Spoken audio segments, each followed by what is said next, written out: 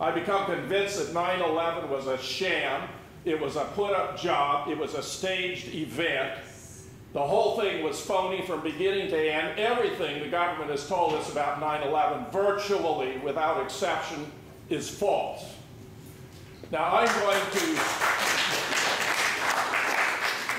going to do my best to justify that characterization using evidence that's in the public domain, but by analyzing it using expertise that is not.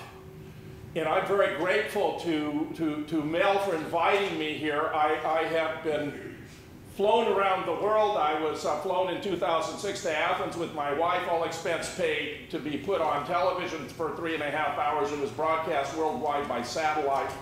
In 2007, I organized the first national conference for scholars for 9/11 Truth in Madison, the science and politics of 9/11. In 2008, I was flown to Buenos Aires to give 3 lectures on JFK and 1 on 9/11. There were 7 stories in the newspaper there, not little stories, quarter page or half page with photographs. Telem, which is the national news service of the Republic of Argentina, normally publishes only a little paragraph. They gave me 2 full-page articles. Plus, I was put on television for 20 minutes during an interview that was broadcast all over South America. In 2009, I was flown back to Buenos Aires for an event on 9/11, 2009, held at the National Library of the Republic of Argentina, where I was a principal speaker. We had 200 people, 7 or 8 TV cameras, and I addressed the very issues I'm going to be addressing with you now. In 2010, I organized a symposium in London, debunking the war on terror, and in collusion with Kevin Barrett, who's a co-founder of Muslims for 9/11 Truth, and Gillett Otzman, who's a celebrated jazz clarinetist, but also an outspoken critic of what's called identity politics, were my co-speakers, and it was hosted, our event was at Friend's house opposite Euston Station, perhaps the best venue in London. And it was hosted by Ken O'Keefe, who was the hero of the Freedom Flotilla. This guy disarmed 2 of those Israeli commandos when they came down aboard the ship, and his face covered with blood was broadcast all over the world. He was our master of ceremonies.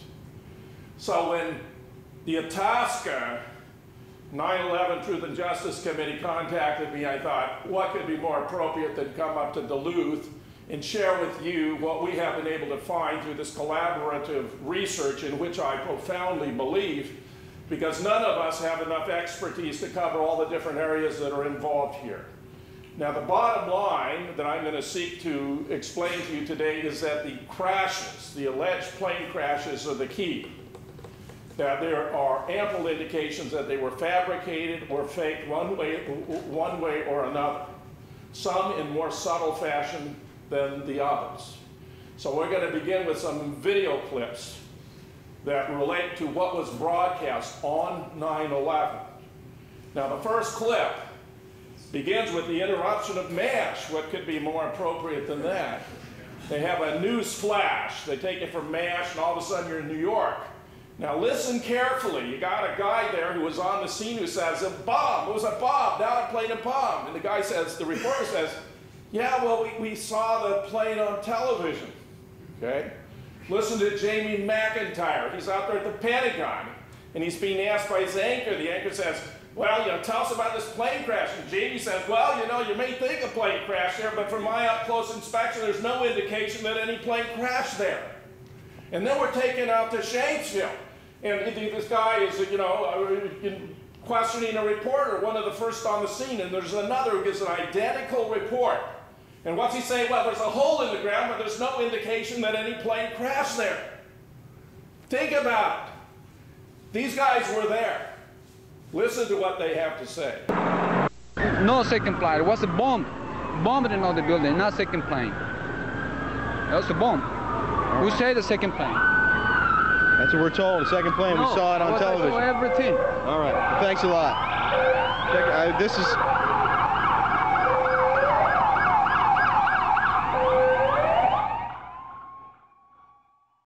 idea of how much of the plane actually impacted the building. It might have appeared that way, but from my close-up inspection, there's no evidence of a plane having crashed anywhere near the Pentagon. The only site is the actual site of the building that's crashed in, and as I said, the only pieces left that you can see are small enough that you could pick up in your hand. There are no large tail sections, wing sections, a fuselage, nothing like that anywhere around, which would indicate that the entire plane crashed into the side of the Pentagon and then caused the side to collapse. Now, even though if you look at the pictures of the Pentagon, you see that the floors have all collapsed, that didn't happen immediately. It wasn't until almost about 45 minutes later that the structure was weakened enough that all of the floors collapsed. Jeff, it's a United Airlines plane, it's believed to be at that site outside Pittsburgh, isn't it? That's exactly right, John, with 45 people total on board. And one of the more profound things today, the imprint of terrorism seared not only on Wall Street, but also on Main Street. Here you have an area 80 miles to the southeast of Pittsburgh, and this plane, which went down at about 10 o'clock this morning. We have rescue vehicles that came in earlier in the day, and they have turned up nothing. No one believed to be alive from this crash. Some of the media just getting back to the scene, which is about a quarter of a mile up on a hill back behind me, and so some of the first pictures just starting to come in within the last hour. I want to get quickly to Chris Kanicki. He's a photographer with the Pittsburgh affiliate of Fox affiliate. He was back there just a couple of minutes ago, and Chris, I've seen the pictures. It looks like there's nothing there except for a hole in the ground. Basically, that's right. The only thing you could see from where we were was a big gouge in the earth and some broken trees. We could see some people walking around in the area, but from where we could see, there wasn't much left. Any large pieces of debris at all? No, there was nothing that you could distinguish that a plane had crashed there. Smoke, fire? Nothing. It was absolutely quiet. It was actually very quiet.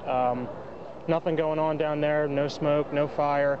Just a couple of people walking around. They look like part of the NTSB crew walking around looking at the pieces. How big would you say that hole was?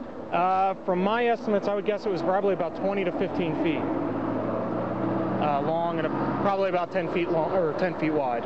What could you see on the ground, if anything, other than dirt and ash? And you couldn't see anything. You could just see dirt, ash, and people walking around, broken trees. Says that City Hall in Oakland will remain open. It will be business as usual. He is urging people to remain calm. Given what is going on, remain calm.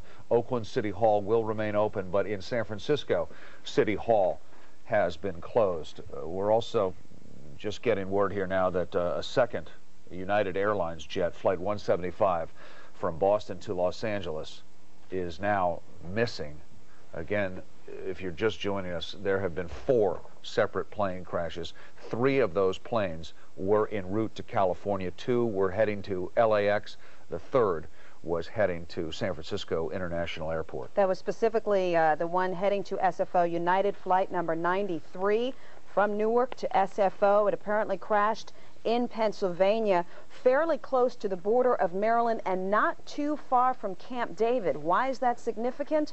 Because one of the groups possibly claiming responsibility for all these terrorist attacks is the Democratic Front for the Liberation of Palestine, and it was this week in 1978 that the Camp David Accords were reached. Is there a connection? At this point, we don't know, but it is important to be aware of that situation. In Washington, D.C., many congressional leaders have been transferred to a secret location. Some senators have described this as a second Pearl Harbor.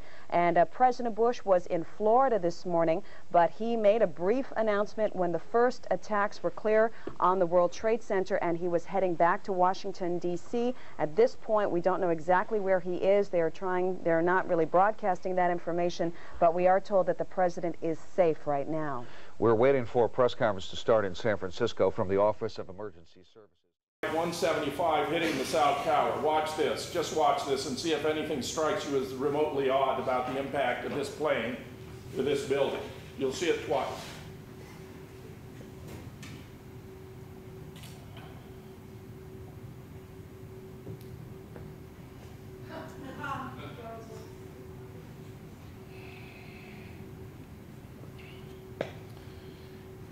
This is the Michael Fetzer video.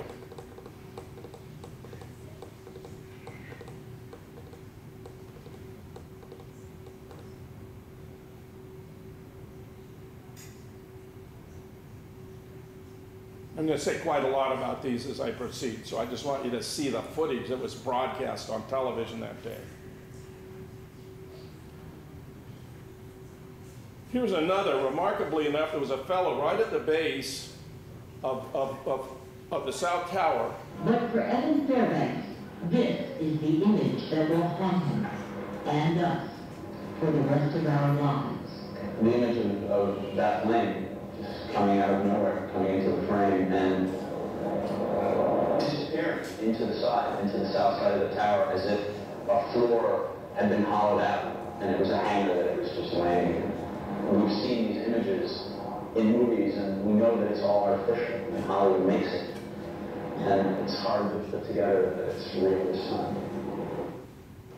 He actually says in the more extended interview that it looks like a bad special effect. Well, that has particular significance, as I'm going to explain. Now, Twin Towers were two magnificent structures. They had a special tube within a tube design I'm going to elaborate upon. Construction began in 1966, occupancy in 1970. They were 110-story buildings. They received many awards for their design. Now, the idea was to have an inner core with 47 massive core columns to provide support for 240 external support columns and leave this creative, all this open office space, okay, all around. This was extremely novel at the time, though it's been widely emulated ever since. And then there were these steel trusses that connected the core columns to the external support columns that were filled with 4 to 8 inches of concrete. Now, the steel was tapered. At the base and the sub-basement, it was 6 inches thick, then 5, 4, 3, so by the time you got to the top, it was very thin, like a 1/4 inch thick at the top, which is one of the reasons why the theory that the buildings collapsed turns out to be a physical impossibility, as I shall explain. There were actually 7 buildings in the World Trade Center complex. Here you can see the outlines of the two massive 110-story North and South Tower. And then not far from the North Tower was a 47-story building called the World Trade Center 7. That would have been the largest building in 32 states. Had it not been surrounded by those two enormous buildings, it would have been very striking on its own. Here's Philip Zelikow, who had become the executive director of the 9/11 Commission report. Philip Zelikow not only came from the inner sanctum of the Bush administration, he oversaw the transition of the national security apparatus from the Clinton administration to the Bush administration. He co-authored a book with Condoleezza Rice. He had also co-authored an article in Foreign Affairs called about catastrophic terrorism and what would have happened if the attack on the World Trade Center in 1993 had been successful. He described it as like day and night, that there'd be a before and after, that draconian measures might take place afterwards, the loss of civil liberties, and who knows what else, but it would have been quite a stunning difference. This man has his academic background, and I was astonished to discover this, in the creation and maintenance of public myths. Public myths. He actually drafted the 9/11 report a year before he shared its contents with any members of the staff. So if you think that this was in response to an extensive investigation, I'm sorry to say that you are mistaken. Now, there just happened to be a French film crew in a highly improbable location in New York, where the cameraman could swing his camera up and actually catch the hit on the North Tower.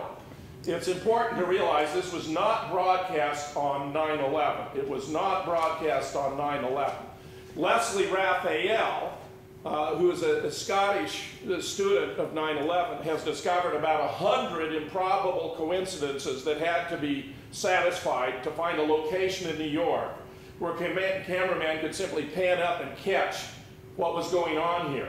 And if you try to look, you know, it's pretty difficult to see exactly what's going on here. I mean, you have, you know, you've got a cloud of debris or smoke here. This is something like the entry.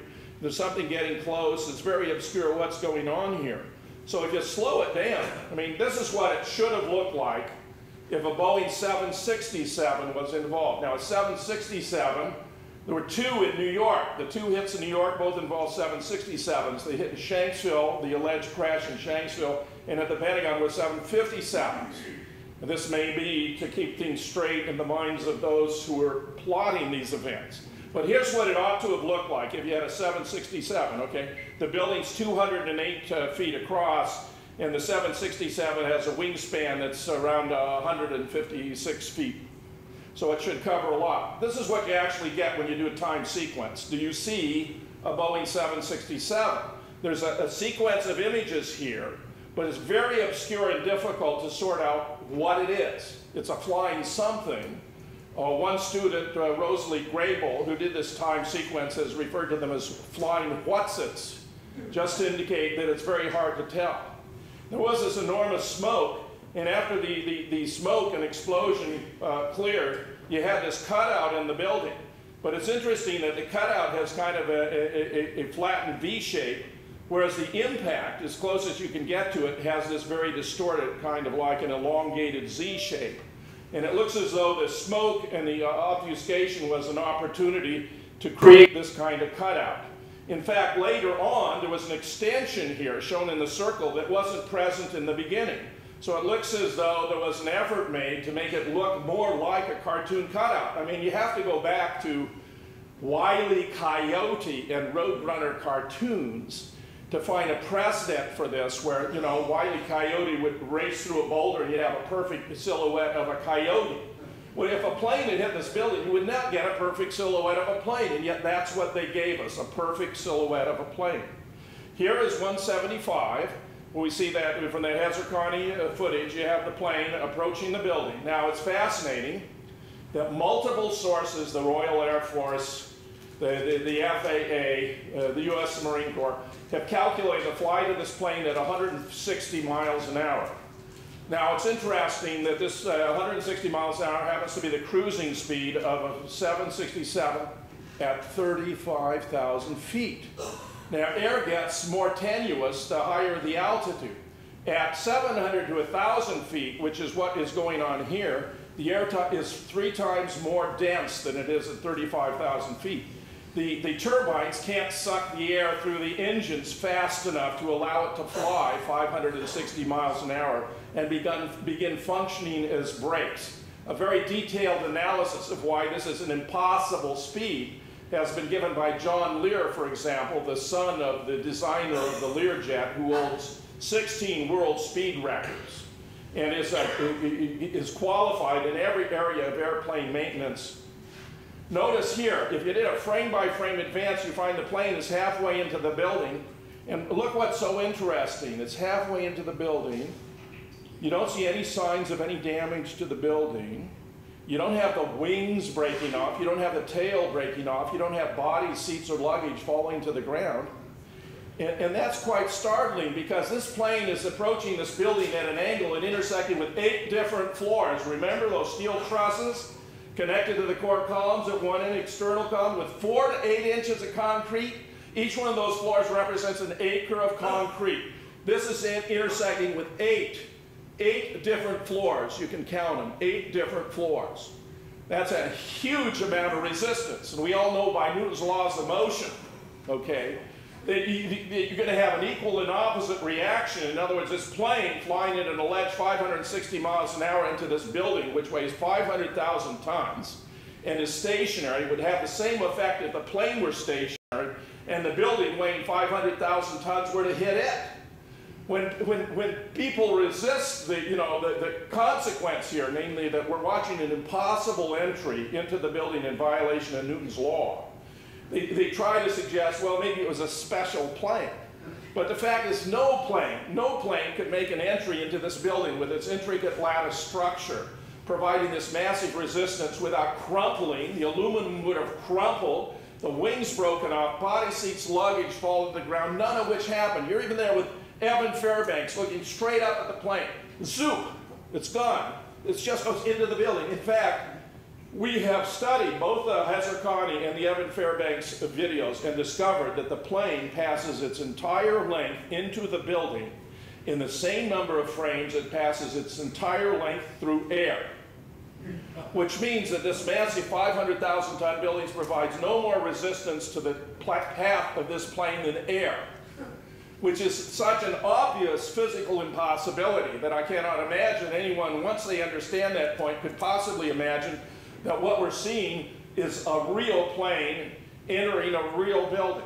Now, I'll explain why they had to do this, but I'll tell you the evidence is convincing. In fact, I find it irrefutable because we're talking about events that violates laws of aerodynamics with the impossible speed, laws of physics, and laws of engineering, and you know, the same number of frames. Now, notice this, here's a real oddity too, and this was also broadcast live. The nose seems to poke out of the plane. Notice it's already in the building, there's no explosion take place. Notice how fascinating this is. It's entered over here, it's gone into the building completely, and its nose is poking out. Would you believe that during the television broadcast, when the nose poked out, that the networks went to black? They went to black. They blackened their screen. And when they came back on, they used their logo to conceal the fact that the nose had come out.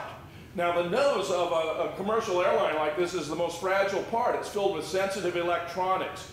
This is not possible with a real plane. And of course, we had the spectacular fireballs. And those spectacular fireballs are going to be very important, as I'm going to explain, because we have been told that it was a jet fuel that burned so hot that it causes the steel to weaken or melt and cause the building to collapse. That's what we've been told. That's the official story. Just to recall the elements, 19 Islamic hijackers are alleged to have hijacked these 4 commercial carriers. They're supposed to have outfoxed the most sophisticated air defense system in the world. They're supposed to have committed these atrocities under the control of a guy off in a cave in Afghanistan, right? That's the bare bones. Elias Davidson, a scholar in Germany, has established the government has never been able to place the hijackers aboard any of those planes. And as some of you may be aware, 6 or 7 of them turned up alive and well afterwards. Even Mohammed Atta, who was supposed to be the head of this terrorist squad, called his father, according to his father, who reported he told him that he was alive and well, but he was petrified. He was scared for his life, which was a very reasonable position to be in. David Ray Griffin has studied, who may be the leading expert on 9/11, has studied the phone calls. There were some 19 phone calls or more that were allegedly made, and has discovered all of those phone calls were fake. All of those phone calls were fake. Even the phone call that was reported by Ted Olson, who was our former Solicitor General, who used to represent the Bush administration between the Supreme Court, who alleged to have more than one phone call from his wife Barbara, who was a prominent right-wing spokeswoman on television, revised his story about the phone calls 3 times. Because it turns out that a professor of computer science from Western Ontario took 3 different types of cell phones. He'd flown around all over the country. He discovered at speeds above 200 miles an hour or altitudes above 2,000, they don't function. The principal problem is microwave relay towers can't switch the phone call from one tower to another fast enough under those conditions. He also claimed that she had used the airphone when he gave up on the cell phone, that it was a cell phone call. He claimed, well, she'd used the airphone call, which required a credit card. You know, and she was calling him to tell him that the hijackers had herded them all in the back of the plane, which is a pretty odd thing, I would think, in terms of weight distribution to begin with. But it turns out that those planes, this was a 757 because she was supposed to be on Flight 77 and hit the Pentagon, allegedly, there were no airphones on those planes in 2001. So we're getting the Solicitor General of all people giving us a phony story. In fact, the FBI has confirmed that there was no contact between Barbara Olson and her husband Ted. The FBI, that's our own FBI, has confirmed that there was no phone call completed between Barbara Olson and her husband Ted. In addition, John Lear, whom I mentioned already, has observed that before a pilot can pull away from a terminal, he must submit an envelope. The envelope consists of a flight checklist, a flight plan, and a passenger list or a passenger manifest, a list of all the passengers. None of those envelopes has ever been produced by the government. Not only that, but Colonel George Nelson, the U.S. Air Force air crash investigator, has observed that of the millions of uniquely identifiable component parts from these 4 aircraft, the government has yet to produce even one. Any of you who are familiar with the passenger manifest that CNN would publish almost immediately know that there was no name of any Arabic person, much less any name of any of these alleged hijackers on those manifests. Now, there has been an attempt to distort that by saying those were lists of the victims. But how would the airlines know who was a hijacker and who was a victim? If the hijackers were passengers, they should be on the passenger manifest. They're not on the passenger manifest. I participated in a debate with a guy named Mark Roberts, who's famous for trying to defend the government's official position. This was on television, on an interview in a debate on a show called Hardfire. You can find it online. And at one point, he pulled out a passenger manifest and said, well, there are the names. And I looked, and they'd be written in hand at the top and the bottom of the manifest. I mean, it was an obvious fabrication. So, I dismiss it. I mean, this is ridiculous. And I actually have right with me here, in my computer case, FAA registry records that show that 2 of the flights were not deregistered until 2002, and even more strikingly, the other 2 not until 2005. Which implies that those planes were around and flying long after the alleged events that we're discussing. Here's the opening now. You see here, in the midst of those fireballs, they appear to have blown out openings here to create a simulation of a plane having crashed through. They also found an engine. An engine component was found at the intersection of Church and Murray. And that's often been cited as proof positive that a plane hit the South Tower. In fact, there's some footage that you see something that's supposed to look like some flying heavy object running out of the building, right?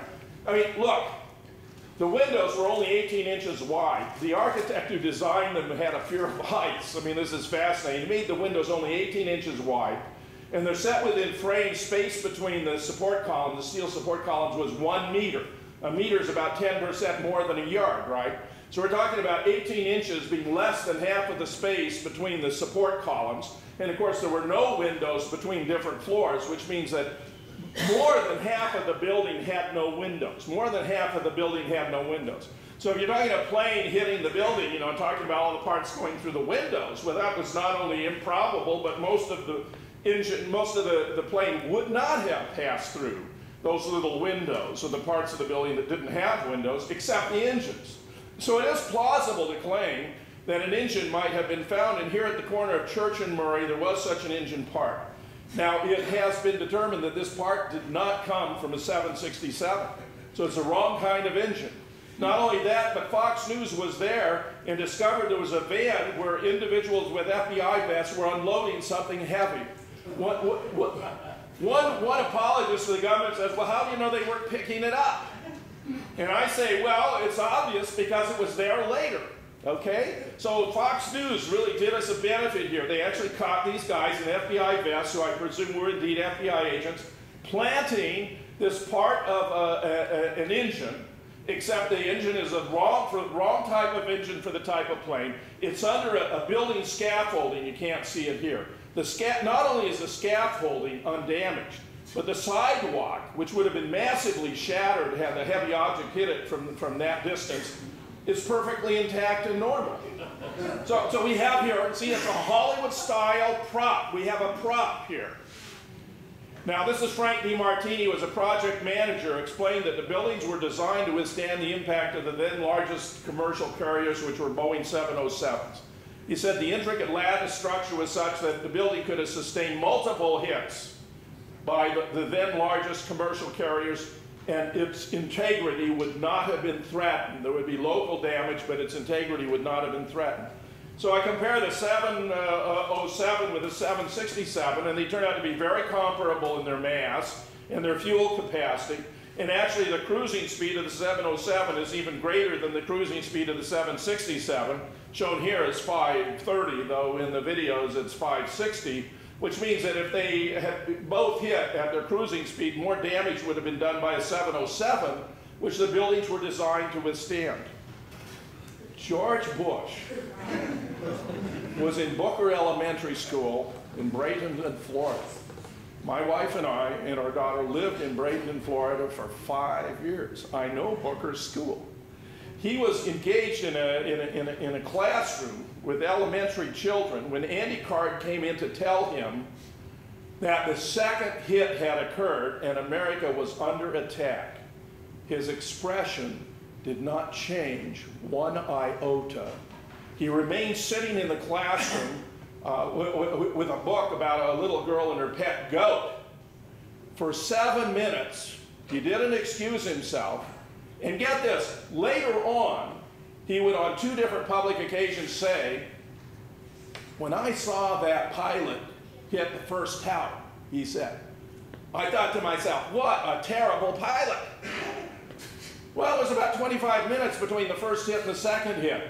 Once the second hit occurs, you know, this isn't a terrible pilot. I mean, you got Andy Card telling him America's under attack. The only time he could have had such a thought was if he actually was watching it on television when it wasn't broadcast on television publicly. But I'm convinced he was actually watching it on closed Secret Service television network. And because George W. Bush was not that bright, he made a remark that was too revealing about that terrible pilot. There was only that one period of time anyone could have had such a thought. He said it twice, and he added, obviously the TV was on. But of course, this wasn't covered by the public. It wasn't broadcast that day. Now here's why they had to resort to fakery. There was an enormous explosion in the sub-basements of both of the buildings. Here you see some smoke coming from it. It did damage to the lobby. 2 students of 9/11, Craig Furlong and Gordon Ross, one is an engineer, one's a numerical analyst, heard the story from William Rodriguez, who was the senior custodian in the North Tower, who reported an enormous explosion in the sub-basement prior to any reverberations from above. And they followed it up, and they discovered that Columbia University had been maintaining, has a seismic laboratory, very specific times from the explosion. They got 0.7 and 0.9 on the Richter scale from the explosion, which is, you know, right next to the bedrock, because these things were connected to the bedrock. And they got FAA and radar data from the U.S. Air Force and so forth, and they found there was a 14-second difference that the explosion occurred in the North Tower 14 seconds before Flight 11 allegedly hit, and in the South Tower 17 seconds. Now, what's going on here? According to the government, these explosions in the sub-basements were because of jet fuel falling through the elevator shafts into the sub-basement, okay? Now, there are 3 problems here. Number 1 is that the elevator shafts in these buildings are staggered. You could go down 30 floors, you'd have to get off, go down 30 floors, get off, go down 30 more floors, okay?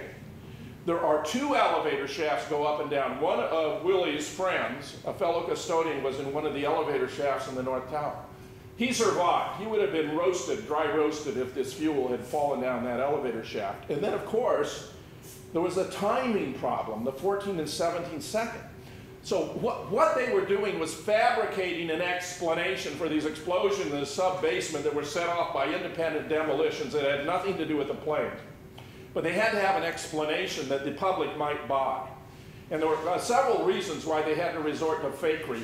One is, it's very difficult to hit a 208-foot wide target with a commercial plane flying at high speed. A couple dozen members of Pilots for 9/11 Truth tried to do it. Only one of them, Rob Balsamo, who actually founded the organization, was able to do it maybe 1 time in 10. Well, what kind of explanation are you going to have for the explosion in the sub-basement if it misses hitting the tower, right? Then there's not jet fuel falling through the elevator shafts. Here's the second reason they had to fake it. They had to get the plane inside the building.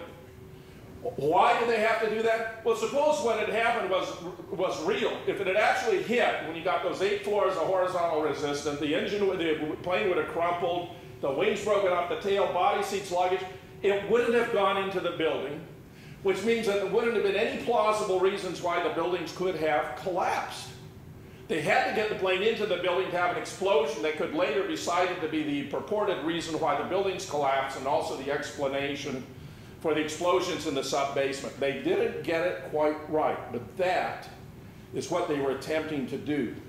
Now, you notice for the North Tower, you got the Flying What's-It. We're not quite sure what it was, that was flying toward the building. Rosalie has speculated it might have been 3 unmanned aerial vehicles, and when you look at that funny Z-like, you know, from the impact, there might have even been 4.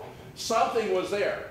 A fellow named Anthony Lawson, who's a critic of any theory of video fakery, and he's in the film industry and has expertise, said, well, if this was staged, if the Naudet brothers filming of the hit of Flight 11 on the North Tower was staged, why was it out of focus? And I explained to him, I said, Anthony, it had to be out of focus because it wasn't a 767. If it had been in focus, you would have known it wasn't a 767. So being out of focus was part of the ploy. But as I say, Leslie Raphael has found like 100 circumstances that are improbable. You got to figure out the improbability of each one of these for that film crew to have been right where it was. New York has all these tall buildings. There are very few locations where you'd be able to have caught this event, which allegedly, of course, was happening spontaneously and all that. Far, far from it. So they had a plan, but it didn't work. Now here's some firefighters. They were reporting hearing explosions in the building. Any of you who've ever seen this first sensational film about 9/11 called Loose Change? You got this one firefighter says it was a boom, boom, boom, boom. Well, think about this. According to the 9/11 Commission, the official report says those 2 buildings collapsed in 10 seconds apiece. They say one 9, the other 11. Well, they're 110 stories high, right? There's an oddity about the collapse of the second tower, or the south tower, which was hit second but collapsed first because the top 34 start to tilt. I'll talk about that. But if you talk about this boom, boom, boom, boom, to do that in 10 seconds, I'm thinking each of those booms is probably talking about blowing up 10 floors at a time, because if you're blowing up 10 floors at a time, about a second per each 10 floor at a time blow up, you get about 10 seconds. So it's got to be on that order in terms of what was going on to destroy the buildings, as I'll explain. Here's that top 30 floors. What happened here? Well, some funny thing happened. This is at the 80th floor. Okay, the plane that hit the South Tower allegedly was on the 80th floor. There turned out to be several oddities about the 80th floor. But you get this tilting of the floors. Now you would think that would keep tilting and would come down into a huge volume of mass, you know, of steel and concrete and all that. But it didn't. In fact, all of a sudden the whole thing starts to go up, and you see it's still on the tilt, but now it's being converted into very fine dust. In fact, what we find with both of these buildings is from the top down, they're being converted into millions of cubic yards of very fine dust. Some parts, some components, some steel components weighing hundreds of tons are being blasted outward. Well, how could that happen? Think about that. How could that happen if it's because of the fires and the planes and the melting the steel and it's all collapsing? What would throw massive steel assemblies hundreds of yards outward so they're impaled on other buildings? What could do that? There was nothing about the official account that could do that. Thus, Paul Craig Roberts, who's one of our country's most notable public intellectuals, and as a former Assistant Secretary of the Treasury, observed, and he's a man who knows about these things, there was a massive energy deficit here. There wasn't enough energy to account for what happened to the Twin Towers on the official account. This has always been a problem for the government. Here, look at that. Does that look like a collapse to you? I just say, is that a collapse? Is that a collapse? Think of what a collapse would look like. You have been told by your government this building's collapsed. You could go out and you could ask 100 citizens of Duluth, and 99 of them are going to tell you that the building collapsed. Is that a collapse? Is that a collapse? Now I got this wonderful retired high school physics, chemistry, math instructor who did a calculation with regard to the North Tower. And remember how I explained the steel got thinner and thinner and thinner? It turns out that the plane there hit about the 96th floor, but it's also at an angle. It's intersecting with 7 different floors, not 8 as in the case of the South. If you take from the 96th floor up, that top 14 floors, the mass of the steel, because it's thinner, remember 6, 5, 4 at the bottom, etc., it's up to 1/4 inch. It's so much thinner that it represents only 1.4% of the mass of the steel. Now, do you imagine 1.4% of the mass of the steel is going to overwhelm 98.6% of the mass of the steel? John Skilling, who was an engineer involved in the design here, said it was built with a safety factor of 20. What that means is every floor, which obviously is designed to carry every floor above it, could actually carry 20 times that number of floors. 20 times that number of floors. So you got a floor that's actually supporting 100 floors, it could support 20 times that number of 100, which is 2,000. In other words, these are massively robust buildings, okay? There's no possible way they could have been subject to a physical collapse. And just think about this. Below the 80th floor in the South Tower and the 94th in the North, those buildings were stone cold steel. Stone cold steel. They still had their carrying capacity. They still had a safety factor at 20. It's preposterous to suppose that a collapse could have occurred here. It was a physical impossibility, and yet that's what the government has asked you and me to believe. This is a calculation of Chuck in which he determined that the carrying capacity of the lower floors in the North Tower was 199%. If you said the weight or the mass of the top was 1, and you had 199 opposing it, another form of proof. Now here you got the North Tower, and you can tell it's the North because it has the antenna. And I haven't explored this, but I have recently encountered the suggestion that the antenna was actually installed there to be a part of the mechanics, the causal process to destroy the building. So here you got it going down in about 10 seconds, okay? Look at that. And of course, you know, when it's done, I mean, it's gone. I mean, that building is gone. I'm going to explain why they had to use a novel method of destroying these buildings. These were not classic controlled demolition. Now here is a collapse theory. This is a diagram from Judy Wood, who is a professor of mechanical engineering in Clemson. Here's a collapse theory, right? You've got one floor collapsing on another. Think of it in the old 45 player, or a 33 if you want, and just think of the records collapsing, right? But what would you still have standing? Well, you still have the spindle. You'd still have the spindle. Notice there's no spindle here from what we've been viewing, right? Go back there. Where's the spindle? No spindle. No spindle. There's something there. We'll come back to that, but it's just a fragment. And then you'd have a stack of pancakes, okay? You'd have a stack of the floors left. In fact, we find that in Building 7. Building 7 wasn't destroyed until 5:20 in the afternoon.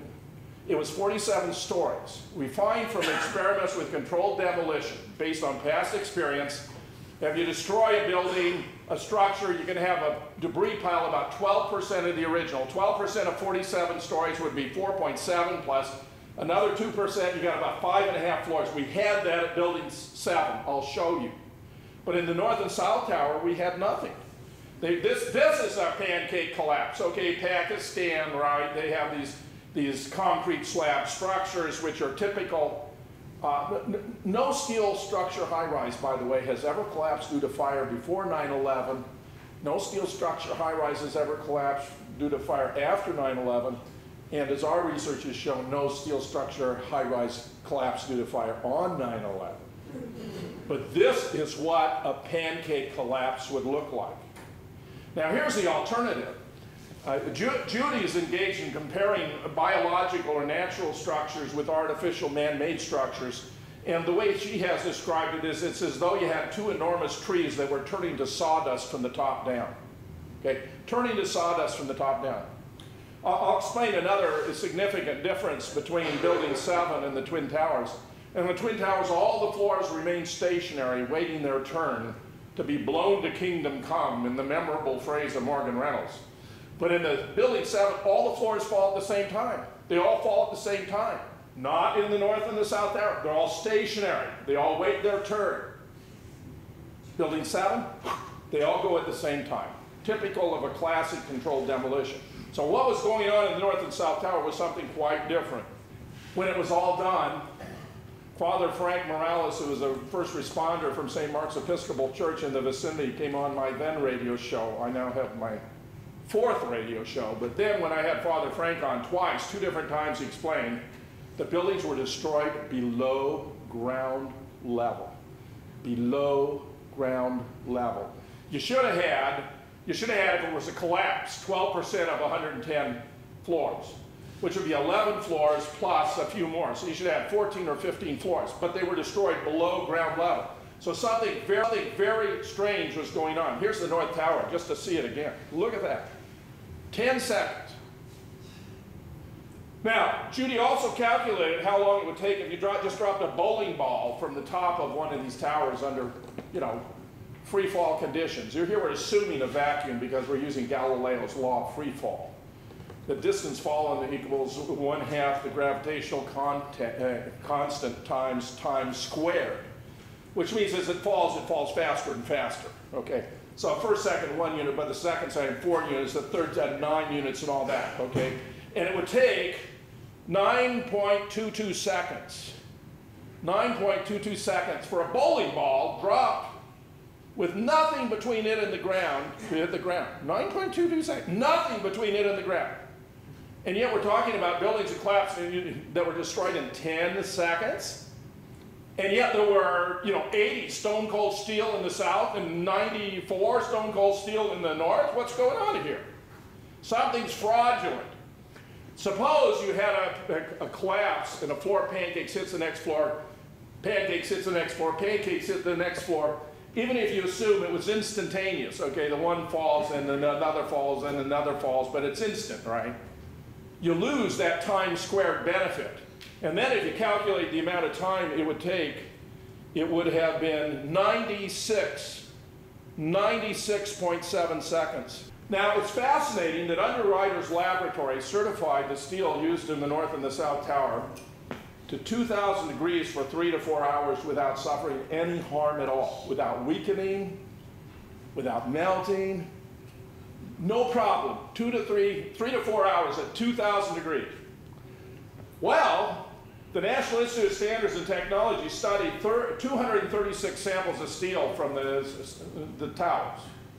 And they found 233 had not been exposed to temperatures above 500 degrees. 500 degrees. And the other 3 not above 1,200 degrees. Well, obviously a fire could have burned at 500 degrees, which happens to be the temperature of an ordinary office fire forever, and not cause the building to weaken, much less collapse, okay? And it just so happens that, well, we can't reconstruct the buildings to test Underwriters Laboratory certification. In 1975, that happened for us. There was a fire in the North Tower on the 13th floor.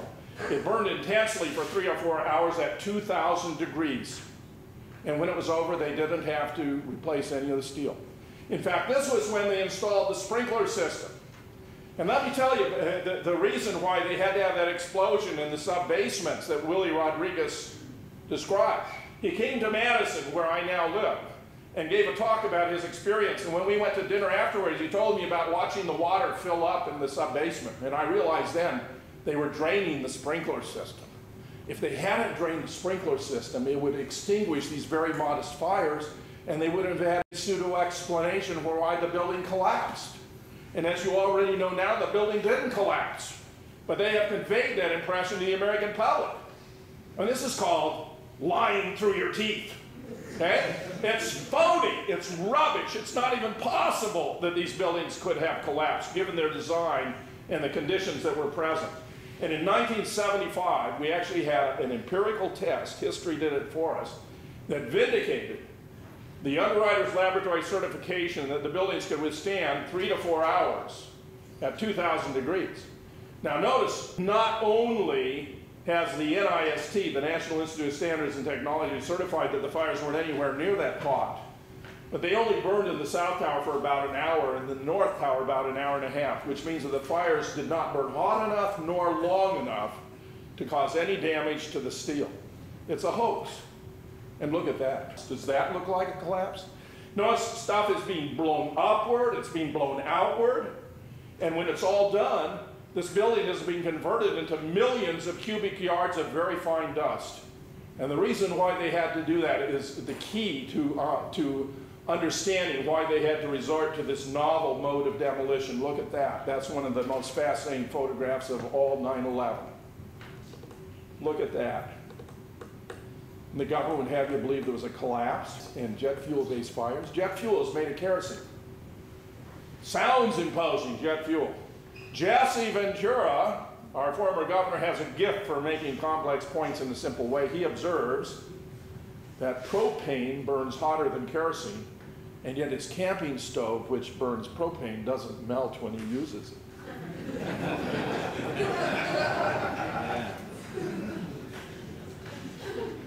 Now watch this.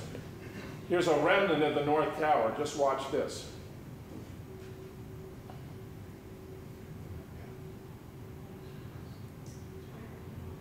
Now, if you got a 500,000 ton building being converted into millions of cubic yards of very fine dust, then it would not be surprising that you might have footage showing a part of that 110-story building being converted into very fine dust. This is a remnant of the core columns of the North Tower being converted into dust. And there are efforts to deny it, to say, well, no, it was actually there, and it was covered with dust. So what you're seeing is the dust coming off of the steel, the remnant of the core column. But remember what Father Frank told us. They were reduced below ground level. So if this actually had survived, where is it? Because it wasn't there in the debris pile when it was all done. So why should we be surprised? You got two 500,000-ton buildings being converted mostly into very fine dust. Some parts are being blown off. Some very large assemblies of steel, for example, impacting in other buildings, requires a tremendous amount of energy. Why would we be surprised if we then find a part of the building which we can actually see being converted into very fine dust? I mean, in this case, if it's true of the whole, it must be true of the part. You may weigh, say, more than 100 pounds, and you may be made of cells, but that doesn't mean your cells weigh more than 100 pounds, right? So it's true of the whole is not always true of the part, but if a building is being decimated and converted into very fine dust, then its parts must be being converted into very fine dust. Look at that. Millions of cubic yards of dust was enveloping lower Manhattan. Look at that. Millions of cubic yards. Think of this poor fellow, right? He's got to clean it up with a shovel. He's got to clean it up with a shovel. I mean, imagine the enormity of the task. Plus, and this is fascinating, millions of pieces of paper were spread all over the city. Now, that's very, very odd. Something had the energy, the capacity to blow apart these two 500,000-ton buildings, convert them into very fine dust, and it didn't extinguish, blow up the paper? That's very odd. Now, it just so happens there were 5 young men who were in Liberty State Park, New Jersey, who were filming the destruction of the Twin Towers. And they were dressed in Arab garb, and they were celebrating, taking pictures of themselves while they did it. Neighbors found this very peculiar. So they called the police. The police apprehended them in a white van from a company known Urban Moving System, which turns out to be an Israeli front. When the police officer walked up to the driver turned to him and he said, "Hey, we're not your problem. Your problem is our problem. The Palestinians are the problem." Did any of you catch when you were listening to that footage that was being broadcast on 9/11 when the anchor said there's been a report that responsibility for them is that this has been taken by a Democratic Front for Palestine? Do you think Palestine had anything to do with this? Do you know that on 9/11 they played footage in relation to the destruction of Twin Towers that showed a bunch of Palestinians celebrating and cheering, and most Americans thought the obvious thing, oh, they're celebrating and cheering because we're suffering from this attack? The Palestinians were just as stunned and silent as were most Americans. They were astonished that this was taking place. That footage had been taken from a religious celebration in the past and inserted for broadcast on American television one time, but it made an indelible impact, right? The Palestinians are rejoicing. Who, I ask you, would have an interest in having Americans adopt a negative attitude toward Palestine? Who in the world would benefit from having Americans take a negative attitude toward Palestinians? Israel is running the biggest concentration camp in the world in Gaza. It's astonishing. They won't allow freedom flotillas. I mentioned Ken O'Keefe, the hero of the Freedom Flotilla. They were trying to bring medical supplies and building construction materials to the people of Gaza, and the Israelis wouldn't allow them to do it. We had another attempt out of Turkey, and they wouldn't even, the ships couldn't even get out of port. Now, you want to talk about conspiracies. All a conspiracy requires is 2 or more individuals engaging in illegal activity. When those Palestinian commandos came down on those ships in international water, that was an international crime. So, of course, they've been pursued for it. Of course, they've been prosecuted. Of course, they've been held accountable. Think about it. What's going on here? Is the tail wagging the dog? Think about it. So, 3 of these guys, okay, they were held, they were incarcerated for 71 days. They've come to be known as the dancing Israelis. They found explosive residue in the car. They found multiple passports. They found residue of explosives in the car. Does that sound at all suspicious? They were held incarcerated for 71 days until an assistant to then Attorney General John Ashcroft directed their release. They went back to Israel. 3 of them went on Israeli TV, shown here. They explained, we were there to document the destruction of the World Trade Center. Well, that's very interesting, to be in the right place at the right time to document an event that no one knew was coming requires some special kind of precognition, okay? They had it. Urban Moving System was a Mossad asset. These guys were Mossad agents. They were there documenting the event, which would bring great benefit to Israel. No one stood to gain more from 9/11 than Israel. In fact, Benjamin Netanyahu, when he was asked what was his reaction to this, he says, oh, it's very good. And then he qualified and said, well, of course, it's very bad, but now the Americans will know how it feels to be subjected to terrorism, right? Ariel Sharon, just within 2 weeks after 9/11, said, we own America and the Americans know it. Think about that. Did you know Israel owns the United States? Did you know that? The fact is that our foreign policy is dominated by Israeli influence. It's a stunning situation. When I say is the tail wagging the dog, if you actually look, stop, study what's going on. Scholars, prominent scholars, like from Harvard and Chicago, have studied the role of the Israeli lobby in influencing American foreign policy. And when they explain the disproportionate role that is exerted on American foreign policy, they are the ones who are criticized. The message isn't received, the messenger instead is attacked. So here's what it looked like afterwards. It was destroyed below ground level. And in the background there, this is Building 7, okay? And this is kind of weird. Judy has noticed this. There's some kind of fuming going on here. And she thinks it's got something to do with prepping the building for destruction. Now, very interestingly, there was a fellow from the New York Emergency Management entity by the name of Barry Jennings who actually went into Building 7 because there were 2 floors that were the Rudy Giuliani Command and Control Center. They had its own separate water and air supply. One would have supposed Rudy would have gone there, but he didn't.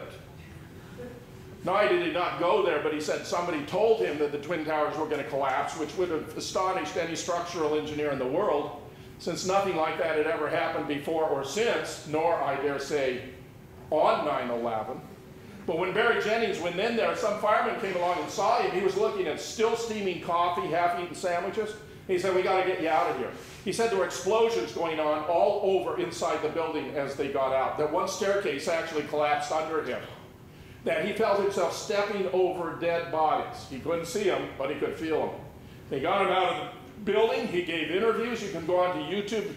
Look for an interview by Barry Jennings. He was in WTC 7 in the morning, and they were blowing it up from the inside. They were prepping it for the demolition that wouldn't occur until 5/20.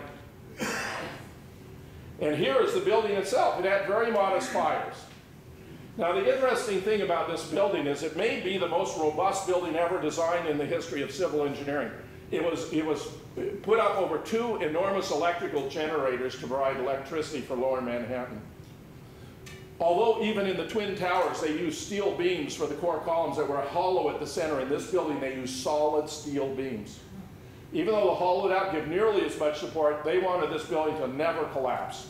The fires were very modest.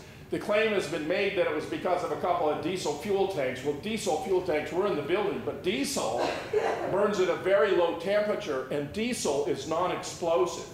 And what we had here was actually a classic controlled demolition. This was a fire in San Francisco that burned for 26 hours and didn't collapse. 26 hours and didn't collapse. Okay. Now here's Building 7 going down. I mean, this footage is all over the internet, right? Just go for WTC 7. A Dutch demolition expert viewed this video not knowing where it was from and said, of course, you know, it's classic controlled demolition. This was prepared, experts did this. There are very few who could do this in the world.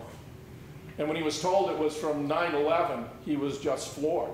9/11, really? Are you sure? Really? This is very strange. This was a classic controlled demolition. You had the explosion go from the side up the top, over to, up the side over to the top. There's this classic kink. You see it right here? Classic kink, where they've taken out one of the main support columns.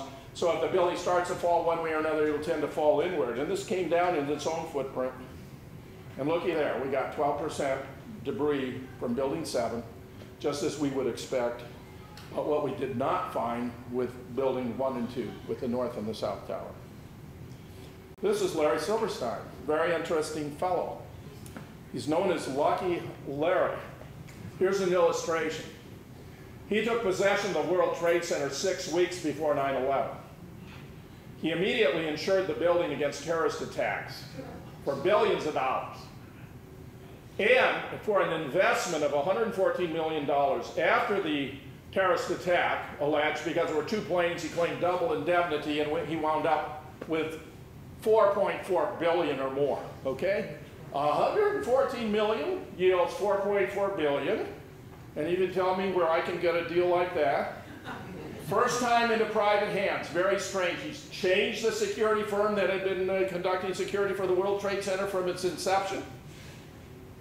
6 weeks in advance. He, every day, would go to Windows of the World, a restaurant at the top of the North, I guess, tower. Every day. But on 9/11, no, he didn't show up for breakfast.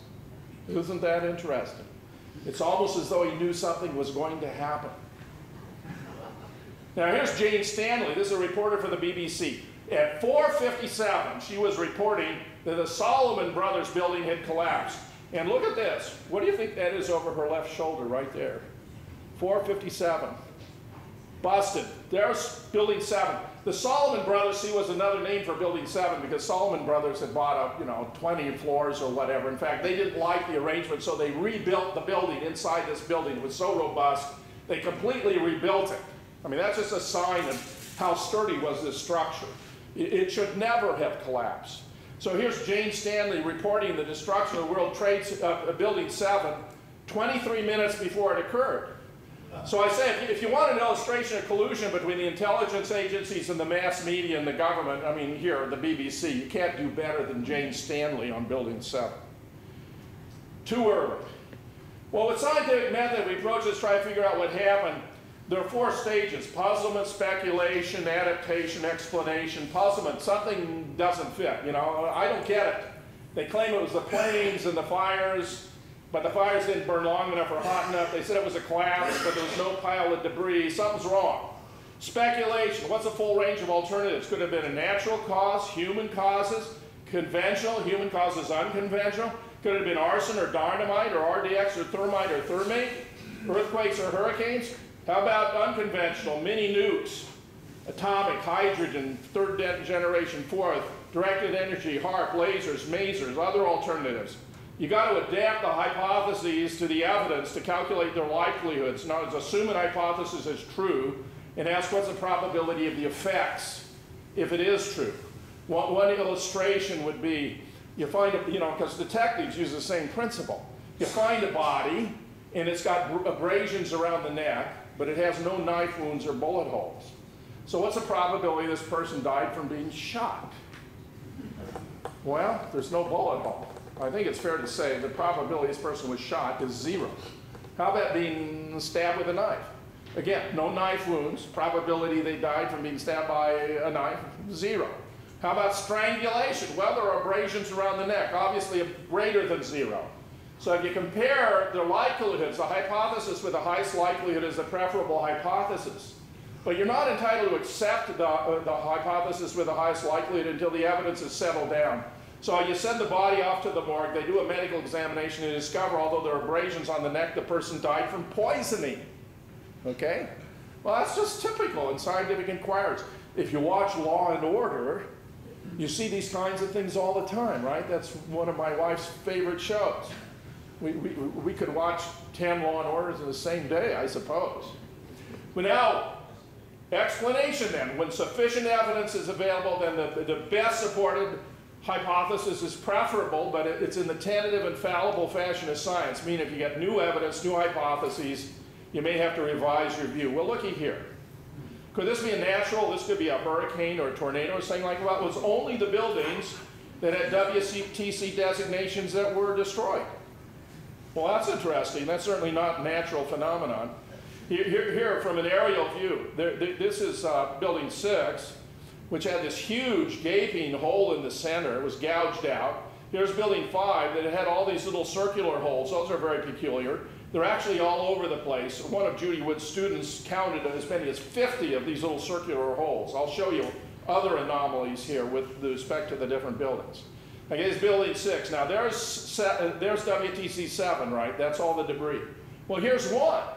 What's the difference between 7? 7 was 47 stories. You got about, 5.5 floors of debris. Here you had the South Tower was 110, and there's no debris. Something very strange. Now here's this building 6, and it's been gouged out. This is inside that gouge. A long time ago, I lost a kidney, okay?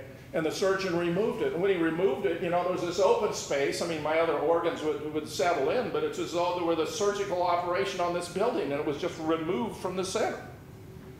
Here's building 5 with these circular cutouts. They're all over the place. They're very strange. What would have caused those?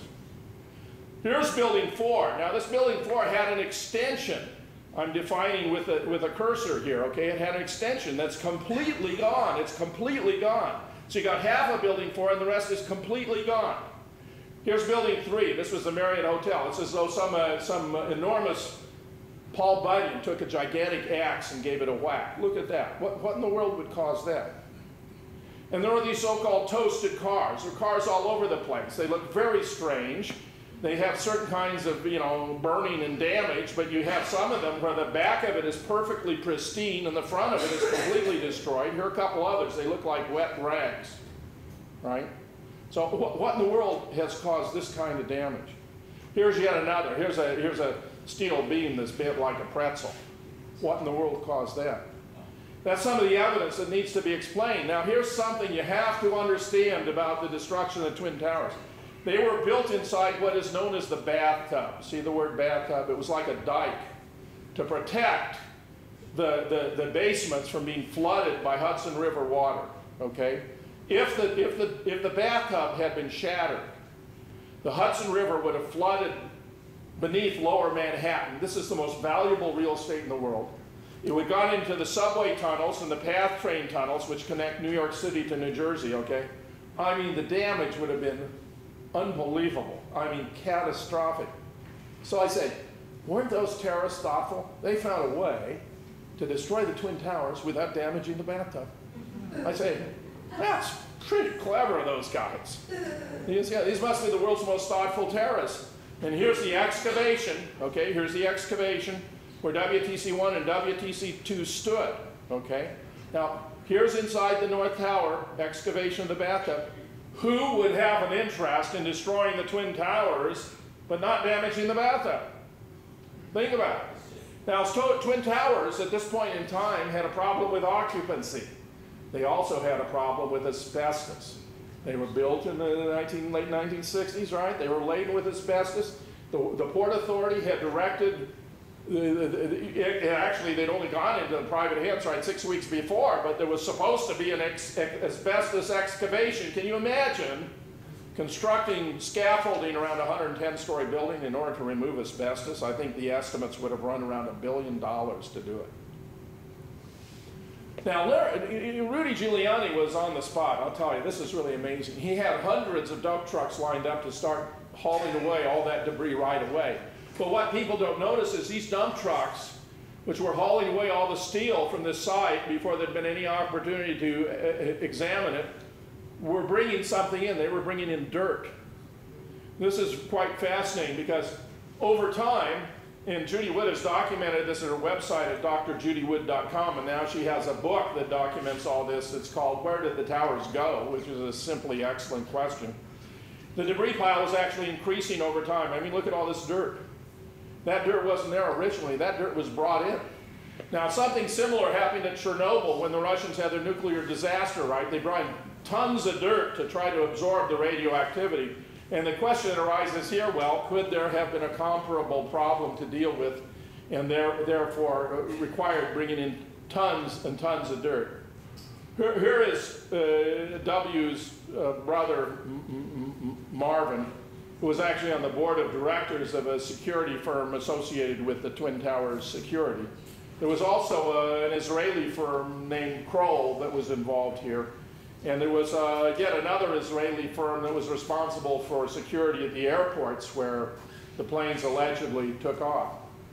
Well, other things were going on. Okay, now at the Pentagon, here's the original hit point, allegedly. It's about 10 feet high, 16 or 17 feet wide. There were two cars in front. There was this chain link fence. There were two enormous spools of coil you can't see here. But there were unbroken windows all around it. I mean, you can't see them all, but there are unbroken windows here. What you do not see, however, is a massive pile of aluminum debris from a 100-ton airliner. You don't see the wings, you don't see the tail, you don't see bodies, seats, or luggage. Here's where the plane allegedly flew in. Now, this is peculiar because we already have smoke. There seems to have been a secondary explosion. I mean, assuming the photograph is genuine, because we are trading here also with many kinds of fakery. And there are lampposts that were allegedly hit. According to the government, this plane flew at over 500 miles an hour, very close to the ground, hit several lampposts before impacting with a building at the location I showed, even though there's no indication of any plane crashing there. Let me just mention a couple problems with this scenario. Aeronautical engineers have explained to me that a plane flying at full speed close to the ground can't get closer to the ground than approximately one wing length because of the occurrence of what's called ground effect, which is the accumulation of a pocket of compressed gas beneath the wings and the fuselage. So this plane had a 125-foot wingspan total, which means from one aeronautical engineer who was also a pilot, it couldn't have got closer than 60 feet to the ground, according to the government, was skimming the ground.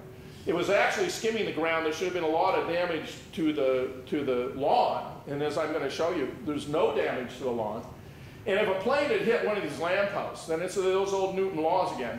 If the plane had hit the lamppost at 500 miles an hour, the effects would have, the stationary lamppost, the effect would have been the same if the plane were stationary and a lamppost traveling 500 miles an hour hit the plane's wing. Now, what do you think would happen if a plane were stationary and were hit by a lamppost going 500 miles an hour? It would rip the wing off the plane. It would throw it off its trajectory. It would whip around. The tail would break off. The jet fuel stored in the wing would burst into fire. It would be quite spectacular, but it would also be utterly consistent with the fantasy scenario we've been given by the government here. Now, after, and Jamie McIntyre was explaining this, it was about 45 minutes later that these upper floors collapsed. So here you have, now this is very interesting because look at the facade there. The facade of the Pentagon is limestone. Limestone is a very soft, porous stone. Remember what happened when those 767s hit the North and the South Tower? We had those cookie cutter cutouts. Well, how can it be that the steel and concrete buildings have these cookie cutter cutouts, and at the Pentagon, which has this soft, porous limestone, there's no indication of any plane at all? Something's going on. Just remember what Jamie McIntyre said. From my close-up inspection, there's no indication of any plane having hit anywhere near the Pentagon. Now, evidently under extreme pressure, he was later asked to revise that statement, and he actually did make a public remark that anyone would be dumb if they denied that a plane had hit the Pentagon. But you got to contrast what he said on the scene at the time that you saw. where he says, from his close-up inspection, there's no indication of any plane having hit anywhere near the Pentagon. Now, this is the kind of thing that's supposed to have happened according to the government. See how those engines are practically on the ground? Here's a plane. Here's a 757, okay? It's got those enormous engines hanging down. Now, here's the lawn. These are the civilian lime green fire trucks that were in the vicinity, and they came up and they extinguished the very modest fires of the Pentagon. And look at the lawn. The lawn is more important. The lawn is perfectly clear, green, and free of debris. I expect Tiger to show up with his cat, and he needs to work on his game. There's no debris here. Now later debris would start showing up. So I've asked myself, well, where could that debris have come from? You couldn't have the officers in mid rushing out to plant the debris. There was a C-130 that was circling the building. The best guess I've been able to come up with is that they were dumping the debris out of the C-130 because it becomes, you know, kind of floating down to the ground. Well, if you don't think much about it, you think well, it's sort of a delayed response. The fact the fire trucks were already there, had already extinguished the fire, so the crash had long since occurred and the lawn was perfectly clear, doesn't, you know, compute. You sort of miss the point. Well, get this. Look at this fascinating piece of debris, okay?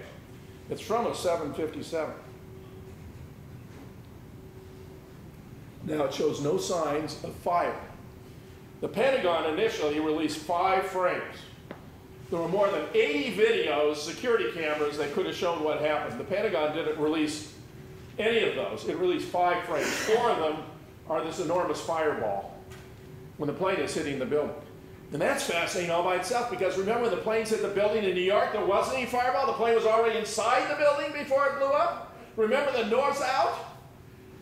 And yet now at the Pentagon, you have this fantastic fireball just as the plane is hitting the building. Well, that's pretty odd. I mean, is the behavior of planes hitting buildings so different in New York and the Pentagon? And looky here, this piece of fuselage. This is fascinating. A lawyer who is also a newspaper reporter who lives in Columbus, Ohio, thought there was something funny about this piece of fuselage, and you can't quite see it here, but there are other photographs right here where I'm showing. It's got a piece of vine, okay? There's a piece of vine attached to this fuselage. And he traced it back to the crash of the 757 in Cali, Colombia in a rainforest, where it was kind of a slow crash, and this piece of fuselage was ripped out from this piece of vine, which was characteristic of the region, was captured by it. So the question becomes, well, what's it doing on the Pentagon lawn in 2001? They keep this stuff around, see? I mean, they need a prop. They need a, I mean, that's what they did. Here are a couple of guys out there, and what are they doing? Well, that's a good question. You know, is this a pickup or a delivery? And here's this blue tarp. Now, I've had different explanation of what's going on here, that they were actually bringing in a bunch of blue tarps. So my belief is they were taking something out, you know, removing something from the area that might have given the game away. Now, here's the way that plane is supposed to have entered the building if the official account were true. April Gallup, a civilian employee, was inside the building. She actually had brought her infant to work with her that day. And after this explosion took place, she walked out of the opening and found no components of any plane. It was like Jamie McIntyre. There's no evidence any plane had crashed there, none at all. Now, there have been a couple analyses of the damage done to the support columns here. And according to a study by A.K. Dudney, who's the same guy at Western Ontario who did the study with the cell phones, and Ralph Longspaw, who's an engineer, they found the damage to the support columns inconsistent with a large plane, but consistent with a small plane. Here's another study from Purdue, and what's peculiar about this, they're claiming the reason there was no debris is that the plane was shredded. Okay, the plane was shredded by those support columns. But one of the curious features here is there's a feature missing. There are no engines on this plane. Those engines are virtually indestructible. Would you believe that the engines were not recovered from the Pentagon? I mean, what could be more telling that this is all a fraud than that the engines were not even recovered? So here are some of those frames, right? I'm talking about these fireballs, right? That's 3 of the 4. But looking up here, and this one, notice it's conveniently labeled plane. Now, the date and time are wrong, but it's conveniently labeled plane. And this appears to have been kind of like a, you know, a little experiment. Let's see if the public will buy this, right?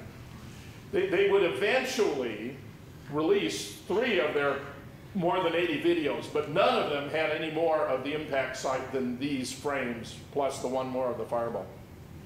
So here's what it might have looked like hypothetically, maybe at a greater angle, right? It's supposed to be pretty spectacular, right? As I say, this really doesn't look like what we saw in New York, does it?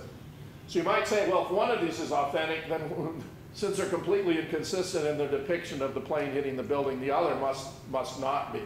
But of course, don't overlook the possibility that they're both fraudulent, and that mistakes were simply made in the way they sought to perpetrate the fraud. So this piece of a compressor was found at the Pentagon. It's too small to be from a 757. It's too large to be from a cruise missile. But there is a possibility that it could have come from a plane that was made up to look like a Boeing 757. And one candidate is the A3 Sky Warrior, which was known as the Walrus. It was the largest plane ever designed to take off from a carrier. Here's a silhouette of the A3. What's interesting is, you've got this thing right here above the gate mechanism that does look like a plane. There's a white plume trailing here. Now, aeronautical engineers and pilots have told me that white plume cannot be from a jet exhaust. It would be black, but it could be from a missile being fired by this plane into the building. So I have for some time taken seriously that possibility when it's combined with the Longspaw and Dewdney study of the support columns that was consistent with a small plane but not a large one. So if you impose a silhouette of the A3 over this, it looks like it might be consistent. Here is a study that I asked to be done by Jack White, who's a legendary photo analyst. He's much better at this than I am, to size the image of a Boeing 757 to this image of a plane using the tail. And it turns out that the Boeing 757 is 155 feet long, and that this plane is only about half that size, and it happens the A3 Sky Warrior is 76 feet long. The Pentagon itself is about 77 feet high. But if something is wrong here, I mean, this plane, if this is actually a bona fide 757, it should be twice as large, so clearly it isn't, which indicates this frame too may be, completely fabricated. Again, coming back to the lawn, where's the debris? Where's the damage from those low-hanging engines? It should have created massive havoc to the lawn, but there's no indication there. Donald Rumsfeld announced the day before 9/11 that the Pentagon had lost track of $2.3 trillion. $2.3 trillion. Now, Donald Rumsfeld is a very experienced Washington politician. So he would know a big story like that, if you announce it on a Monday, and 9/11 was Tuesday, that it's likely to be that reporters are going to follow the story, they're going to document, it's going to grow legs, as they say. So what's he doing announcing $2.3 trillion missing from the Pentagon budget the day before 9/11? It's as though he knew something was going to intervene, it would be obliterated from consciousness, and the next day he'd be able to waltz into the halls of Congress and ask for hundreds of billions more in defense spending, which is exactly what happened.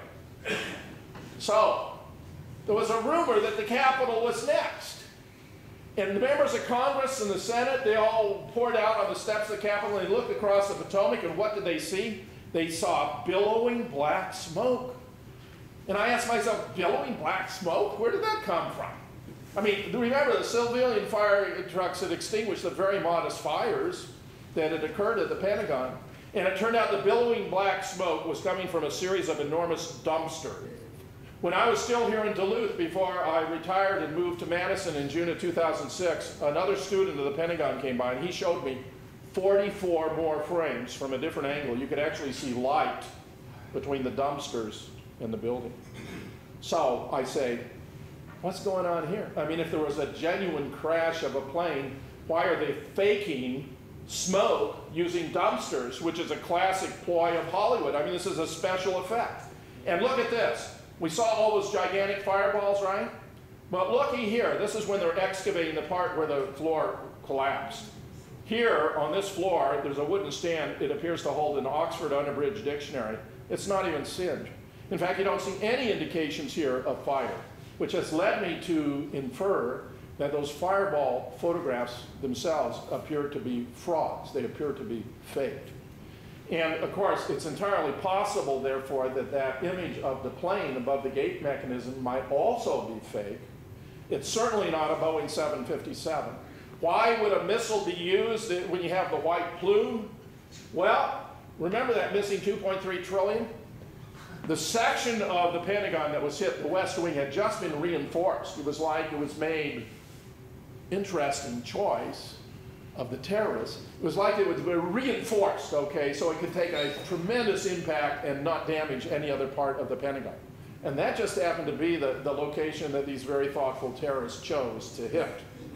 It was largely bereft of files and personnel, except for some from the Office of Naval Intelligence, who may have been trying to figure out what was going on 9/11, and others who I surveyed the 125 casualties from the Pentagon. This is exclusive of any aircraft casualties, so alleged. The 125 casualties from the Pentagon, I found 2 to 3 dozen that were budget analysts, budget experts, accountants, and all that. And I believe what happened is that Rumsfeld directed they all get into the West Wing, bring all the documents and records for that missing 2.3 trillion, and find it, because here he was embarrassed. He'd had to go publicly announce this missing 2.3 trillion. So he got all the documents and records there, and then they took them out. And pilots have done a wonderful job. They've also studied Flight 93, which is a very curious event indeed.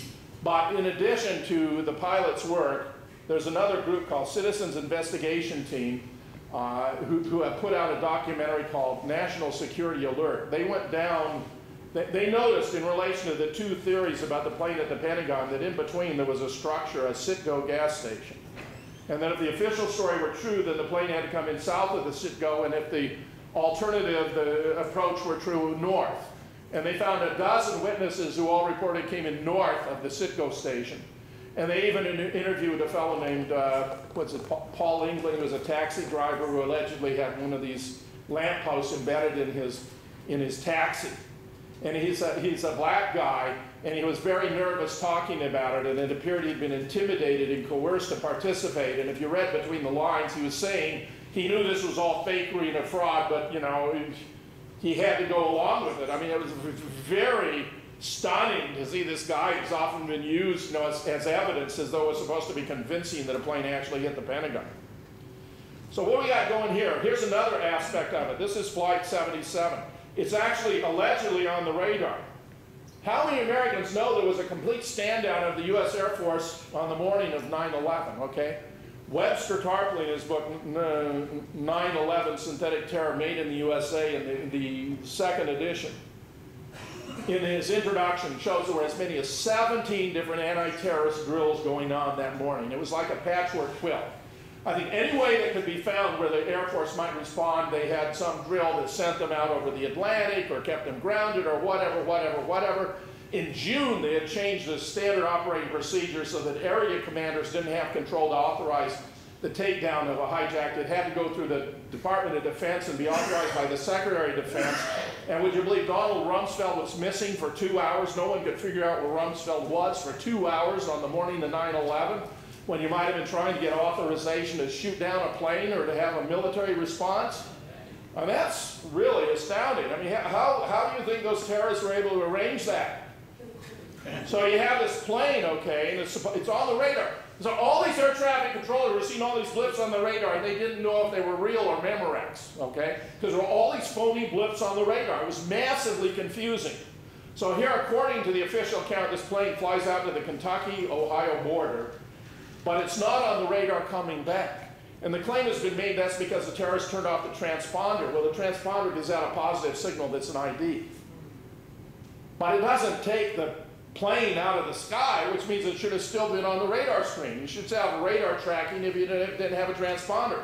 So there's something very strange about it not being here.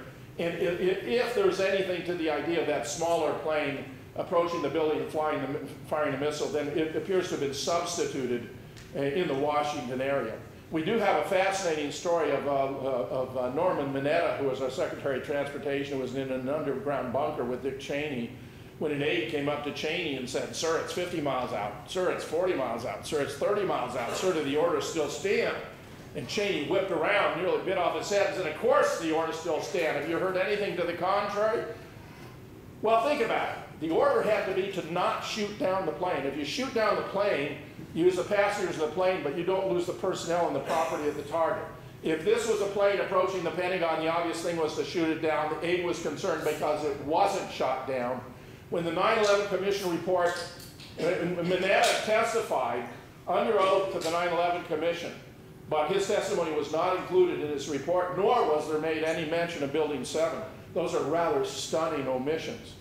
And in fact, in a book called Without Precedent, Lee Hamilton and Tom Keene, who were the co-chairs of the 9/11 Commission, explained that they were very unsatisfied with the Pentagon that gave them 3 different versions of what happened on 9/11. And indeed, Condoleezza Rice and others would claim they had no idea that aircraft could be used as weapons, and yet there was a simulation at the Pentagon within a year of the events of 9/11. Here's a mock-up of it, and the plane that they happened to be using for the mock-up was, guess what, a Boeing 757. And I say if you're going to fake it, you might as well mock it up so you know what's going on.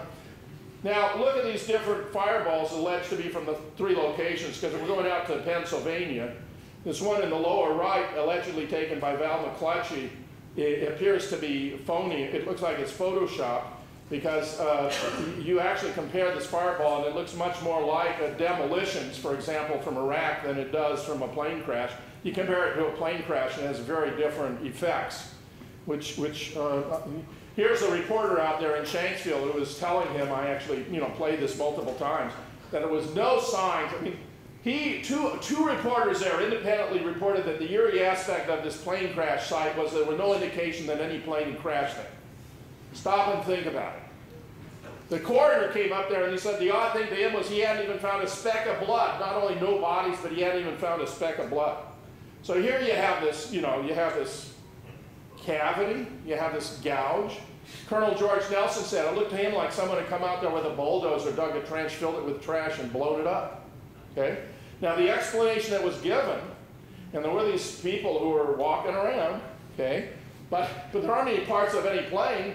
Walking around, there aren't any parts of any plane. This is what it should have looked like, right? According to the official account, the let's roll, the passengers on this plane try to retake the plane, so the terrorists decided to crash the plane deliberately, crashed it into the ground, and it disappeared. Why did it disappear? Well, this was supposed to be soft ground.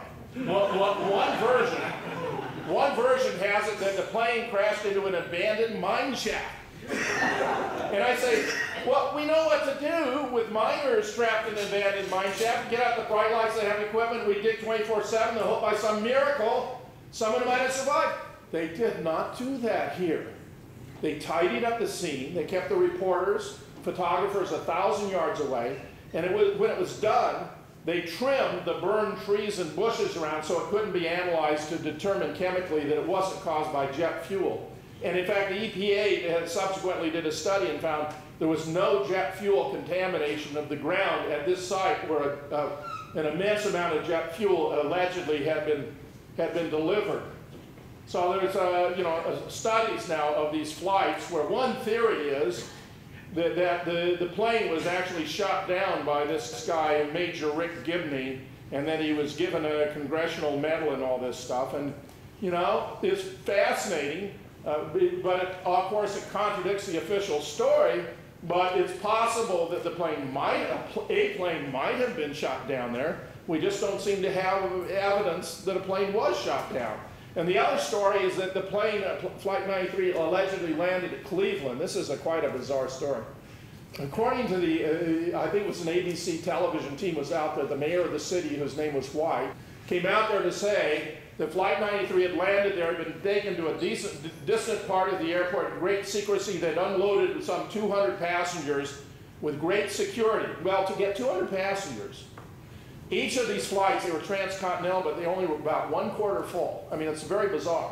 Others have observed that I don't see how any commercial carrier can stay in business if they're flying across country with only 1/4 of their seats filled. So to get to 200 passengers, you'd have to combine the passengers from all 4 of the alleged flights. Okay? So some 200 were allegedly, by this story, taken to a distant hangar and unloaded. And the story I followed was revised 14 different times. 14 different times before they abandoned it. So something very odd is going on there. The whole thing with the passengers is bizarre because it looks as though the names are phony. Half the names are phony, others are military industrial related individuals. The whole thing's very strange. It's like the witnesses at the Pentagon. I did 3 two-hour interviews with a guy named Mike Sparks, who's got an extensive military background. We went through about 90 alleged Pentagon witnesses. And of all the 90, there weren't more than 3 who were even in the right position to have said, have seen what they claim to have said. But of course, the other evidence I've shown gives overwhelming evidence that no plane actually crashed at the Pentagon. At least no Boeing 757 crashed at the Pentagon. So something's going on here. It's an elaborate charade. Here's the distinction between those smoke clouds, by the way. Here's the Val McCletchy original. Here's a detonation, and here's from an actual plane crash. Okay, they're very different. A member of the House of Representatives asked for the government to explain why the names of 3,000 victims from 9/11 are not included in the Social Security Death Index. 3,000 names of victims, alleged victims from 9/11, are not included in the Social Security Death Index. Now, I had a member of scholars do a study of the 19 alleged phone callers from the flights. I already mentioned that David Ray Griffin has shown all those were fake. But he had done a study independently, and he found in relation to Social Security Index, Death Index of the 19, only 1 name was on the Social Security Index, and from the Survivors Benefit Fund, none of their relatives had received money from the Social Security Benefit Fund. Dick Cheney and George Bush, and Dick Cheney, in my opinion, was the executor of 9/11. This involved a coalition between the neocons, who believed there was a unique historical opportunity to create an American empire worldwide for the next 100 years that was predicated on the demise of the Soviet Union.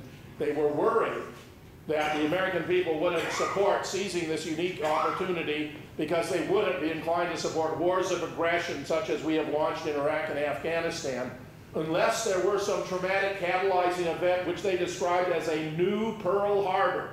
If you listen carefully to the anchor talking about the events in New York, she said, some are describing this as a new Pearl Harbor. They were not only claiming that this Democratic Front for Palestine had claimed responsibility, which was simply absurd, but they're saying that some had also described it as new Pearl. How can you know it's a new Pearl Harbor? This thing just happened. Nobody knows what happened.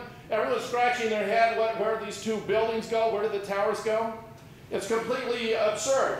And would you believe that in 2007, Ed Hoss, who runs the Muckraker Report, which is an online journal, noticed that a wanted poster for Osama bin Laden listed a lot of offenses, but nothing about 9/11. So he called the FBI and spoke to their representative, Rex Toomb, T-O-M-B by name. And Rex Toomb told Ed Hoss that the reason there was nothing about 9/11 on the Osama bin Laden wanted poster was because the FBI, this is our FBI, had no hard evidence that Osama bin Laden had anything to do with 9/11. In the one authentic interview we have with bin Laden, and there have been many faked and phonied since then, he said he had nothing to do with 9/11, that it was a government within the government in the United States, that they wanted to, create a justification for attacking Islam and Muslims. And he also observed that it is contrary to the principles of Islam to kill innocent women and children. I mean, it was just not the kind of crime that they would commit. So you start putting this together. If you realize how many neocons were in the administration, you had Dick Cheney, you had Donald Rumsfeld, you had Donald Fife, you had Richard Pearl, you had Paul Wolfowitz, you had aided and abetted by people like Charles Krauthammer and William Kristol, who very much were very big on removing Saddam Hussein. We even had the Secretary of the Treasury was astonished that in the first cabinet meeting of the Bush administration, they were talking about removing Saddam Hussein and invading Iraq. And this was long before 9/11 would take place. It goes on down to General Richard Myers, who appears to have been very deeply involved in this, Rudy Giuliani, and Larry Silverstein with assistance from their friends in the Mossad. The principal rationale appears to have been take control of Iraqi oil, It was extremely high quality. You can take it out of the ground cheap and sell it dear. You could even leave it in the ground, and you could then elevate the price of the rest of the available supply because there's less available. It was supposed to have a pipeline through Israel. I expect Israel was going to tap into it and solve its energy needs off the cuff. Israel wanted Saddam Hussein taken out and Iraq destroyed because it was a modern, sophisticated Arab state that was exerting political rivalry in the region. It had a national health care system, which we do not yet have. It had a wonderful system of public education. It had reliable infrastructure providing water and electricity, which we have bombed into the Stone Age. It had antiquities and artifacts dating back thousands of years, and the neocons wanted to create a situation where they could get American forces into the geopolitically sensitive Middle East and project it outward as a part of their master plan for creating a new American century, worldwide domination for the next 100 years. And with the contributions from our friends in Israel, our gallant allies, we have now become, along with Israel, the most reviled and despised countries in the world, and I'm sorry to say, the greatest aggressor nations. It was Frank Wisner of the CIA who invented the idea of the great organ he could use of the New York Times, the LA Times, propagate any message that the CIA wanted to distribute. Carl Bernstein did a study back in 1977 published in the Rolling Stone, in which he explained, based on his interviews with members of the CIA, that they boasted their greatest achievements, the greatest successes were with Time Life, the New York Times, and CBS. And I can assure you, if you had a lock on Time Life, New York Times, and CBS in those days, you had a lock on the American media. And William Colby, before his very surprising, unexpected death in a peculiar kayaking accident, had observed that the CIA owns everyone of significance in the major media. So if you want to know why questions like those I've been raising here today aren't being covered by the national press, well, there's some pretty good reasons why that's the case. I'm sorry to tell you that 9/11 was an elaborate illusion. It was undertaken for political purposes. It included all kinds of props and deception.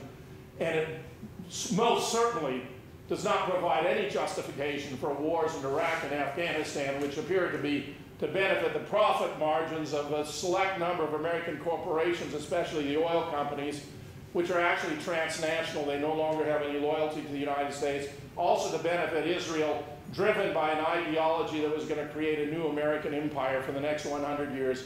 It hasn't quite worked out, but that was the plan. Thank you very much.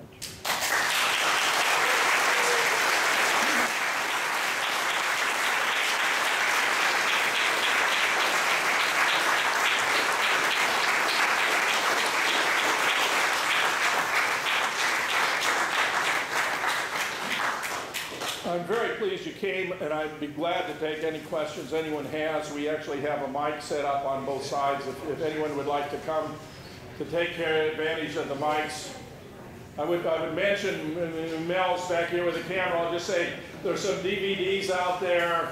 There's some, even this is from the conference I had in Madison. If anyone wants to support additional research on 9/11, that's one way we seek to raise money to do it. I'd be glad to answer any questions you have. Yes? When I first learned about the project for the New American Century, my friend looked at the white paper and the fact that the signatories for the founding document of the PNAC constituted or comprised most of the Bush administration. That's right. From Elliott Abrams, Paul Wolfowitz, blah, blah, blah, blah, blah. That's right.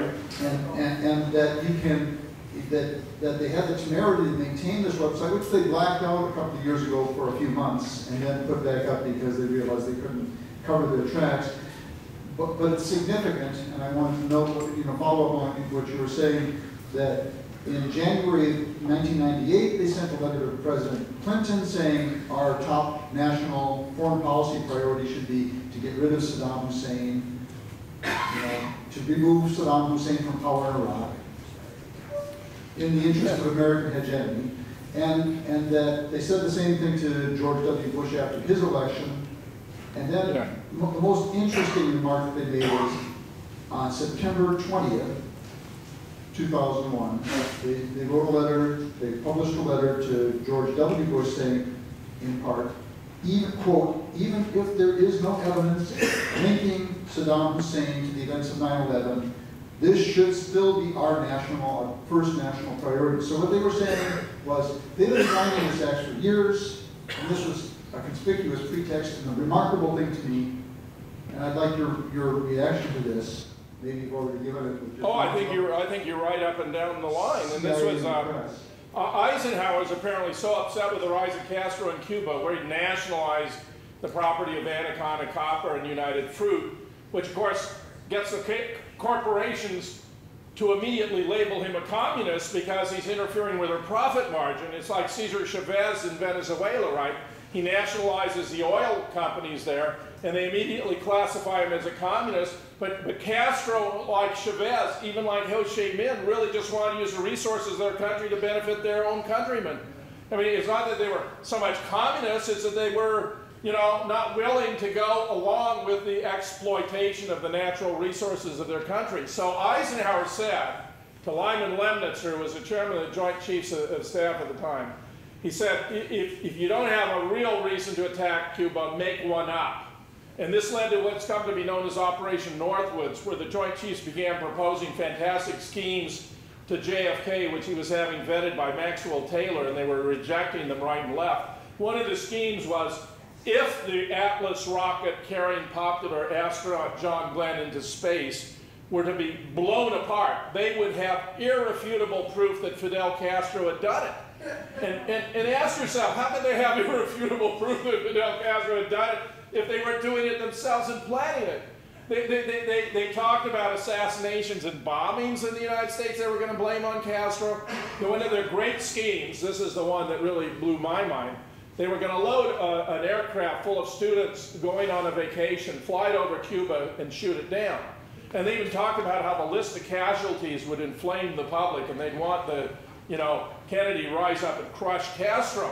They said in the fine print, the plane would land at a secret base and they'd offload the students and fill the plane with dummies. But can you imagine one of these dummies showing up in Cuba or one of these students in the United States?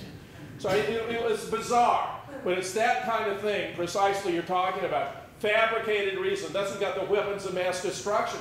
Well, you know, Saddam actually owned some of those weapons of mass destruction. We knew because we sold them to him. You may forget the famous photograph of Donald Rumsfeld shaking Saddam's hand when he was on one of those missions to sell these weapons to Saddam. But Saddam was smart enough that he got rid of them. He knew they could be used as a pretext to attack him. They got rid of them.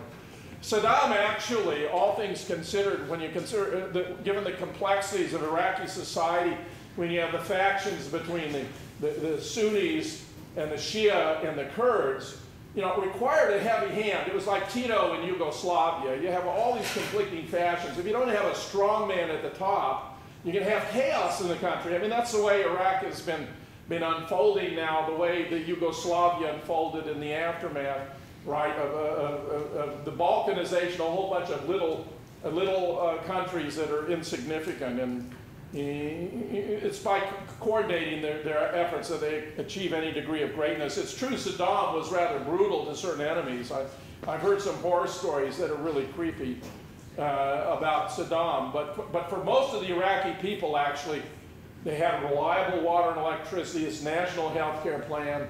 They had a wonderful system of public education.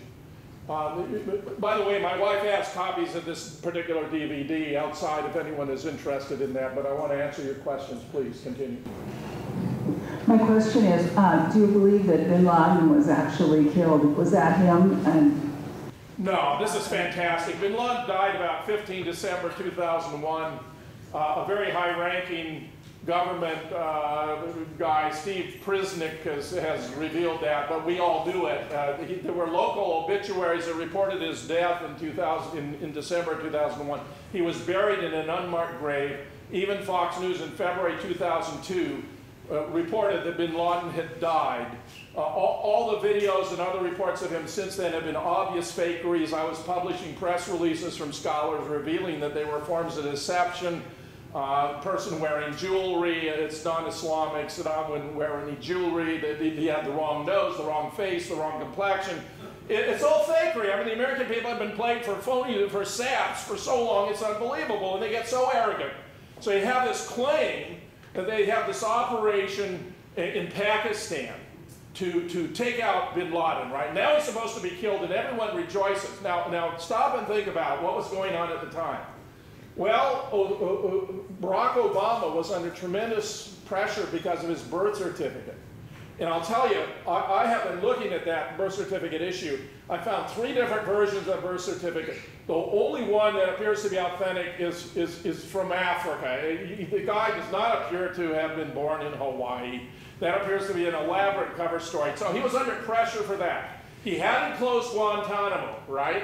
He decided to keep it open. He couldn't get it closed. The government wouldn't pass money to close it.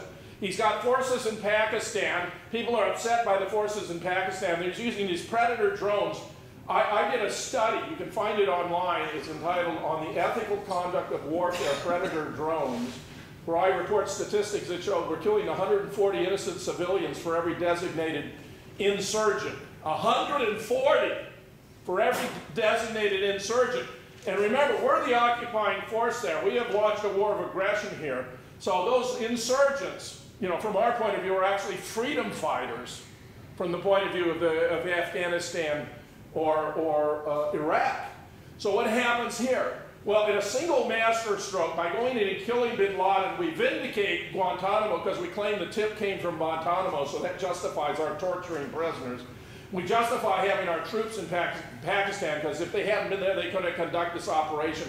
The whole birth certificate issue is absolutely blown off the front page, as much as Donald Rumsfeld's $2.3 trillion was blown off the front page by the events of 9/11. They show a photograph of Obama with the vice president, with Hillary Clinton, intensely staring at a TV screen, and you presume they're watching The Office. It goes down live. In fact, I found news reports saying this was the Obama administration watching the event as they unfolded, but then Leon Panetta, the director of the CIA, blew that story by pointing out that for 20 or 25 minutes there was no coverage at all. Well, these operations only take like 5 minutes, so if there are 20 or 25 minutes, there was no coverage, there wasn't any coverage.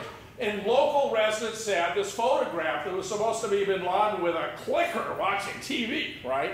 I can't think of anything less likely than Osama bin Laden would be sitting with a clicker watching TV. Said, no, that was not bin Laden, that was the owner of the home. It wasn't bin Laden. The whole thing is fake, phony. They played it unbelievably. I was walking around the house just complaining out loud. It must have driven Jan batty. I was so pissed off that this fake, completely phony attack was being broadcast. And then get this, then they dumped his body in the ocean. They also claimed they had DNA identification within 12 hours. A DNA expert explained it was impossible to get DNA processed in that period of time. So that was a phony claim. Dumping the body in the ocean was supposed to be in accordance with Islamic tradition. But in Islam, you have to respect the body. Dumping it in the ocean, you allow it to be chewed up by the sharks and the fish and the crustaceans and the crabs. Completely non-Islamic. So I can discuss this with Kevin Barrett, who's himself a convert to Islam and is the founder of the co-founder of Muslims for 9/11 Truth. This is ridiculous. It's all rubbish. It's rubbish. And they pushed it so aggressively. I was telling everyone in earshot that this was just another way of reaffirming the phony story of 9/11. I tell you, it's all fraud. You know, they say how history is a pack of lies, a living play on the dead. Well, I'll tell you about these big events. That's exactly true. Exactly true. One big liar after another. In fact, I've also observed, the further you go in Washington, it's a function of how big a lie you're willing to tell. And got some big liars in Washington, D.C. Thank you, Jim. I don't think I've ever seen anybody who could talk that long without coming up for air. But I have about 3 questions. This is Bob Boone, the publisher of The Reader, who has done a wonderful job with a couple articles of mine recently, in case any of you haven't noticed. I want to give this man his due. There are very few editors and publishers who are willing to come anywhere near 9/11. The CIA influence is so oppressive, you're not going to find the stories you'll find in The Reader, in the New York Times, or the Washington Post. I'm telling you.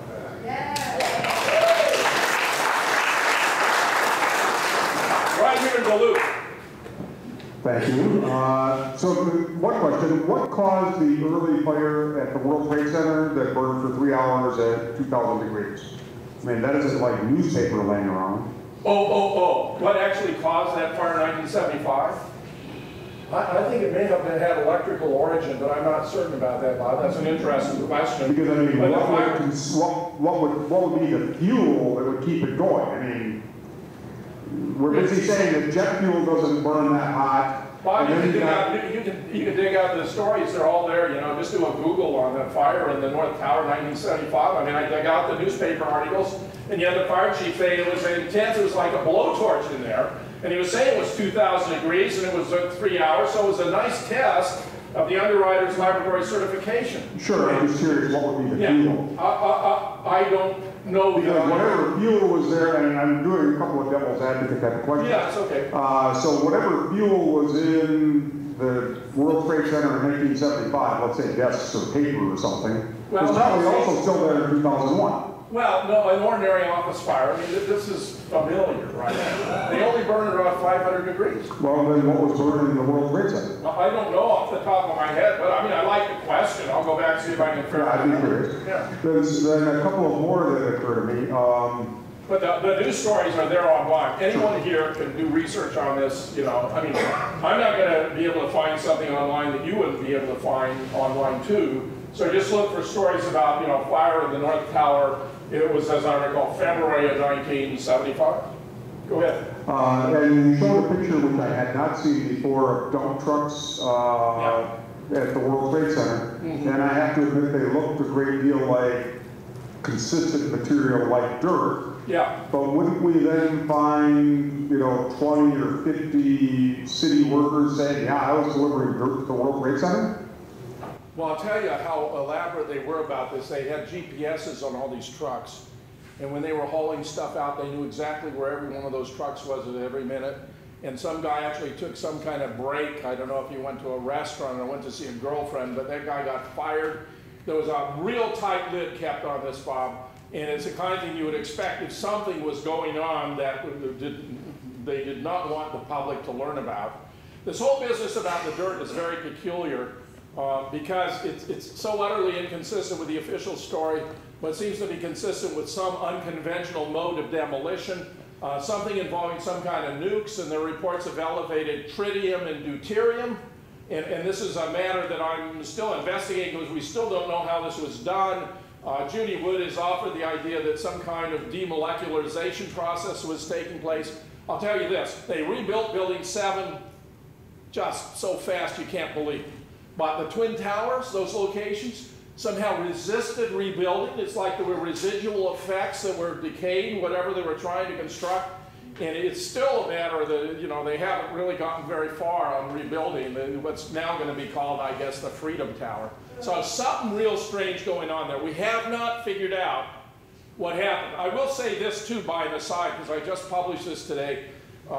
In the last couple of days on Veterans Today, I have 3 pieces that you might like to take a look at that are very consistent with what I've been telling you here about the plane crashes.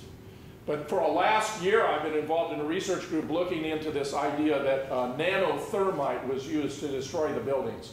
Stephen Jones, who I invited to be my co-chair when I founded Scholars for 9/11 Truth, and I we parted ways at the end of 2006.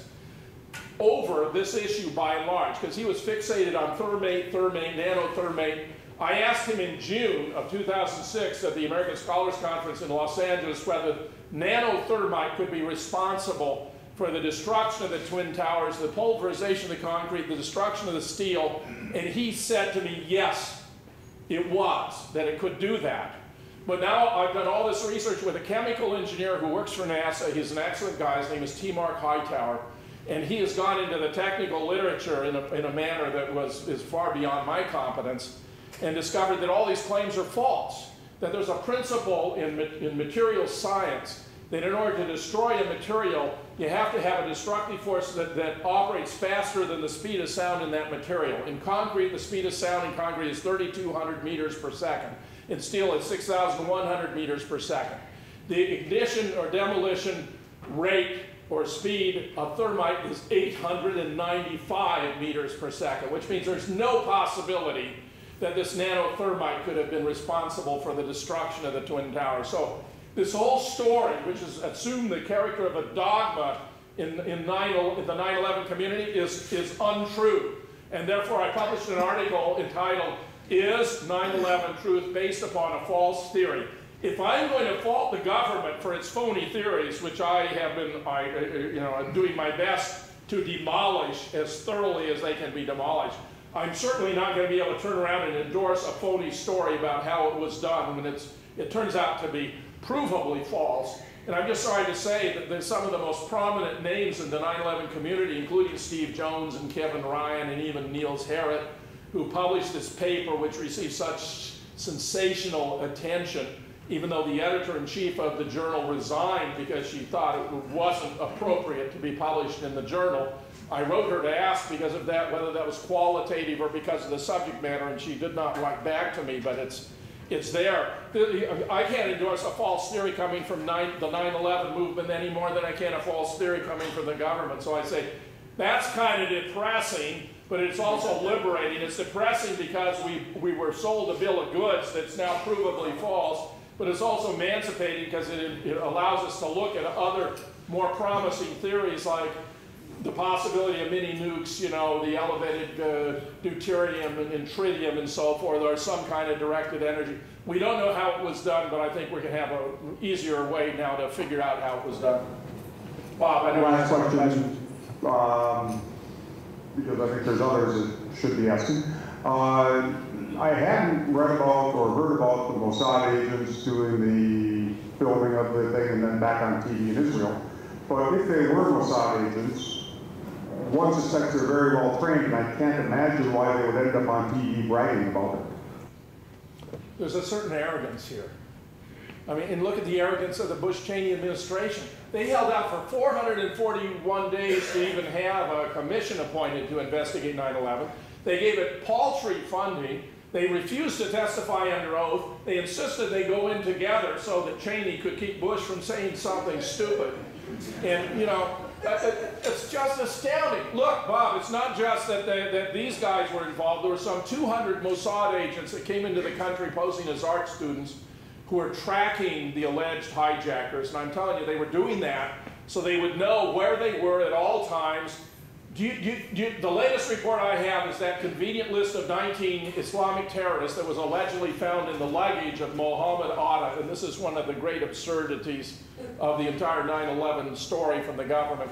I mean, can you imagine you're going to do this traumatic suicide bombing and you're going to create a list of your 19 co-conspirators? I mean, this is ludicrous. Apparently that was given to the FBI by Israel, by the Israeli government. And they had 200 art students they were classified as who were tracking these guys who were going to strip shows, eating, you know, food that is non-Islamic, drinking, all these kinds of things. I'll tell you a wonderful story. When I had my students here at UMD, you know, in critical thinking class, for example, we talk about the different religions, say, and I'd explain that in Islam, there's an absolute prohibition against the consumption of alcoholic beverages, and there's no sex outside of marriage. I noticed a substantial diminution in enthusiasm for conversion to Islam. Bob, I don't know if I got your final question. I think you had another one you want to ask, so if you want to, I didn't mean to cut you off. If anyone else, please go ahead. I am a retired construction iron worker, and I spent most of my life working on the construction of buildings with steel columns. And I know for a fact that fuel oil, gasoline, kerosene, and so on cannot soften iron in that short a time. It cannot burn it. The only way steel columns and beams can be cut is with acetylene torch. And it's a slow, skillful process. And my question is this. Why aren't I will go back a little bit. There must have been a lot of planning by architects, engineers, and then you have construction contractors. Why aren't they coming forward to question this? Because they should know they planned it. And why is not there are iron workers in the local of New York City Why aren't they coming out to question? Yeah, your point's impeccable. Of course, steel is made of a combination of iron and carbon. So that's why the question about iron is significant. There is an organization called Architects and Engineers for 9/11 Truth, the chairman of which is Richard Gage. He's been traveling all over the country. He's been giving lots of discussions about the non-collapse of the Twin Towers, how it was demolished. He's been promoting the nanothermite story, which is one of the reasons why I've been so concerned that the 9/11 movement was being led down a primrose path. Suppose you actually had the bona fide culprits, the real perps. You took them into court and you claim they did this using nanothermite, and then someone observes, well, nanothermite only has a demolition rate of 895 meters per second, and to destroy concrete, you'd have to have a demolition rate of 3,200 meters per second, to steel 6,100 meters per second. The case would be thrown out of court, and because of double jeopardy, they might not even be able to be tried again. So I've been very concerned that this false belief about nanothermite is being promoted. Now, the question has a further ramification. I don't understand why faculty all over the country aren't up in arms. I actually suggested at one time, and David Ray Griffin wanted me to moderate this, and I wish he hadn't. I said, the great universities of the world should go in collaboration with the great newspapers of the world to study the scientific aspects of 9/11. And it was a big part of one of the very first press releases I wrote for scholars. I said, New York Times, for example, could collaborate with Columbia University to determine whether the official story is true or false. And David Ray Griffin thought I should use the carrot rather than the stick. Well, you know, I unfortunately acceded and toned down that part of that press release, but I think it was one of the best ideas I ever had about 9/11, and I regret very much doing that. David Ray Griffin has published 10 books about 9/11, and they're wonderful books, but he has been completely taken in by this nanothermite myth. And I'm sorry to say, it is a myth. The nanothermite myth is just as much a myth as what Philip Zelikow gave us about 9/11, and it's tragic. I mean, even Kevin Ryan, this Mark Hightower, was so convinced about his research on 9/11, you know, on nanothermite, and I agreed with him completely, that he issued his nanothermite challenge, which was if anyone could find any published studies that showed that the demolition rate of a nanothermite was 1,000 meters a second faster than, for each 1,000 meters faster than he was claiming, the 895, he'd give him $100 up to $1,000. The day of the expiration of the nanothermite challenge, Kevin Ryan, and this is the guy, by the way, who worked for Underwriters Laboratory and who blew the whistle and exposed how they had given this certification of 2,000 degrees for 3 or 4 hours. UL didn't just come out and volunteer that information. Kevin Ryan made it public, and then he was fired for having done that. So this is a guy I admired greatly. He's a huge guy. I mean, he's like 6'7" or something, a really big guy. I met him in Chicago at the first conference on 9/11, and at that time he was congratulating me for my good work. But since I become a critic of this thermite stuff, you see, I'm no longer, you know, on his, well, let's say I'm on a different list. And he published in 9/11 Blogger, which used to be very good, and still it started to enforce standards of censorship and wouldn't allow people like me even post on 9/11 Blogger. I mean, when I first got scholars going, A.K. Doody was astonished when I told him that 9/11 scholars for 9/11 Truth was getting more hits than 9/11 Blogger, because it was widely believed that Blogger was the central site for 9/11 research. And scholars at that point actually had transcended it and was the centerpiece of the movement for about 1 year, from about 2005 to 2006. Now there's been all this fragmentation in the sense of new societies, which I personally think is a good thing. So Steve Jones founded a new group with Kevin Ryan and others. Then there's architects and engineers, there's law enforcement officials, there's firefighters for 9/11 Truth, there's pilots for 9/11 Truth. You name. Gary Coles is a part of medical for experts for 9/11 Truth, and he's been very active here in the community and been giving wonderful support to 9/11 research. So it just goes on and on and on, you know. So there are a lot of architects and engineers, but there are a whole lot of others on faculty and in industry who are silent, and I believe this has a lot to do with government funding, that their contracts come from the government, they're worried about them being cut off. if they speak up about it. Even Mark Hightower went to great lengths to explain that this research had nothing to do with NASA, even though he's been working for NASA for 21 years. But it had to do with his own independent exercise of his constitutional right to inquire. Speak. Medical professionals. So thank you, Gary. Oh, right here.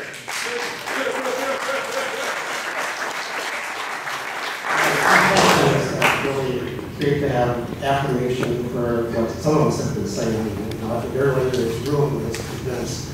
I'm ashamed, however, of so many of my colleagues in the Christian church, even Veterans for Peace and North Atlantic War Coalition don't want to touch this subject somehow. And I think it's big. Right now, we can't get them to come to the truth while they want to legalize. So. Yeah, it's very disturbing. I mean, let me tell you how bad it gets. I mean, right here at UMD. I submitted a proposal. There's a retirement program. You can actually get some funding for a project if you're a retired faculty here. So I said, well, I want to edit a second book on 9/11, right? So I said, well, I'm going to try this. So I put together a proposal for a second book on 9/11. I'm going to go forward with it regardless of this particular story I'm telling you. But I had to have, as a part of my proposal, I had to have some, department or unit say they would administer the grant. And the chair of my own Department of Philosophy told me that they didn't believe that the money should be spent to investigate 9/11. This is a philosophy department. Philosophy departments historically have stood for freedom of inquiry, freedom of thought, open debate about any issue. But he said they thought it would be a waste of money. He hadn't even read the proposal. He had not even read the proposal.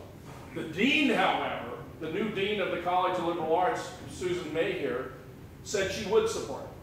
So the historian who was the head of the committee that was selecting the proposal said, no, he didn't like this proposal. I had very difficult to crack, the mindset. It involves this cognitive dissonance. You don't want to believe your government could kill 3,000 of your fellow citizens to promote a political agenda. After all, the use of violence and threats of violence to instill fear into a population, to subject them to manipulation for political purposes is a classic definition of terrorism, which means that if our results are correct, then the American government has been practicing terrorism on the American people. And a lot of faculty and administrators don't want to go there. They're just not willing. Even though I was giving, a lot of arguments very similar to the arguments I'm giving you here. Go ahead, Gary. You wanted to. Oh, here's the other thing. So I'm going to speak here at UMD, right? And Mel has gone to all this trouble to set it up. And all of a sudden, a week before I'm supposed to speak, he's hit with a requirement for a $1 million liability policy for Jim Fetzer to come to UMD, where he has spoken many times, and just a few years ago spoke here at the invitation of the student government, and they gave me a $1,000 honorarium.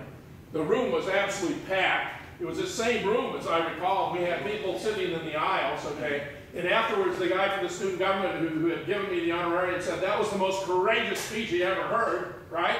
So I'm here in the same university, even in the same room, and now they're charging, they want us to have a $1 million liability policy. Right, my dad would be impressed. It's something that was so inflammatory and so significant, they need a $1 million liability policy. So we tried, so I solicited the department and the dean and the vice chancellor, Vince Magnuson. And Vince and I go back. I mean, we haven't always been on the same side, but we go back a long way. And I thought it would be a nice opportunity for Vince to make a magnanimous gesture by co-sponsoring, because if we had a university co-sponsor, we didn't have to worry about the $1 million liability policy. And Susan, the dean, wrote me and said that the university decided it wasn't going to co-sponsor the event, but that if we had a problem, meeting that condition, she was sure we could find another venue in Duluth that would be happy to host us. I mean, my opinion is this is something, not to make up a phrase, but this is something called chicken shit. Gary, go. We finally got, by the way, we were finally salvaged by Mel. What's the name of the Itasca Progressive Caucus. The Itasca Progressive Caucus.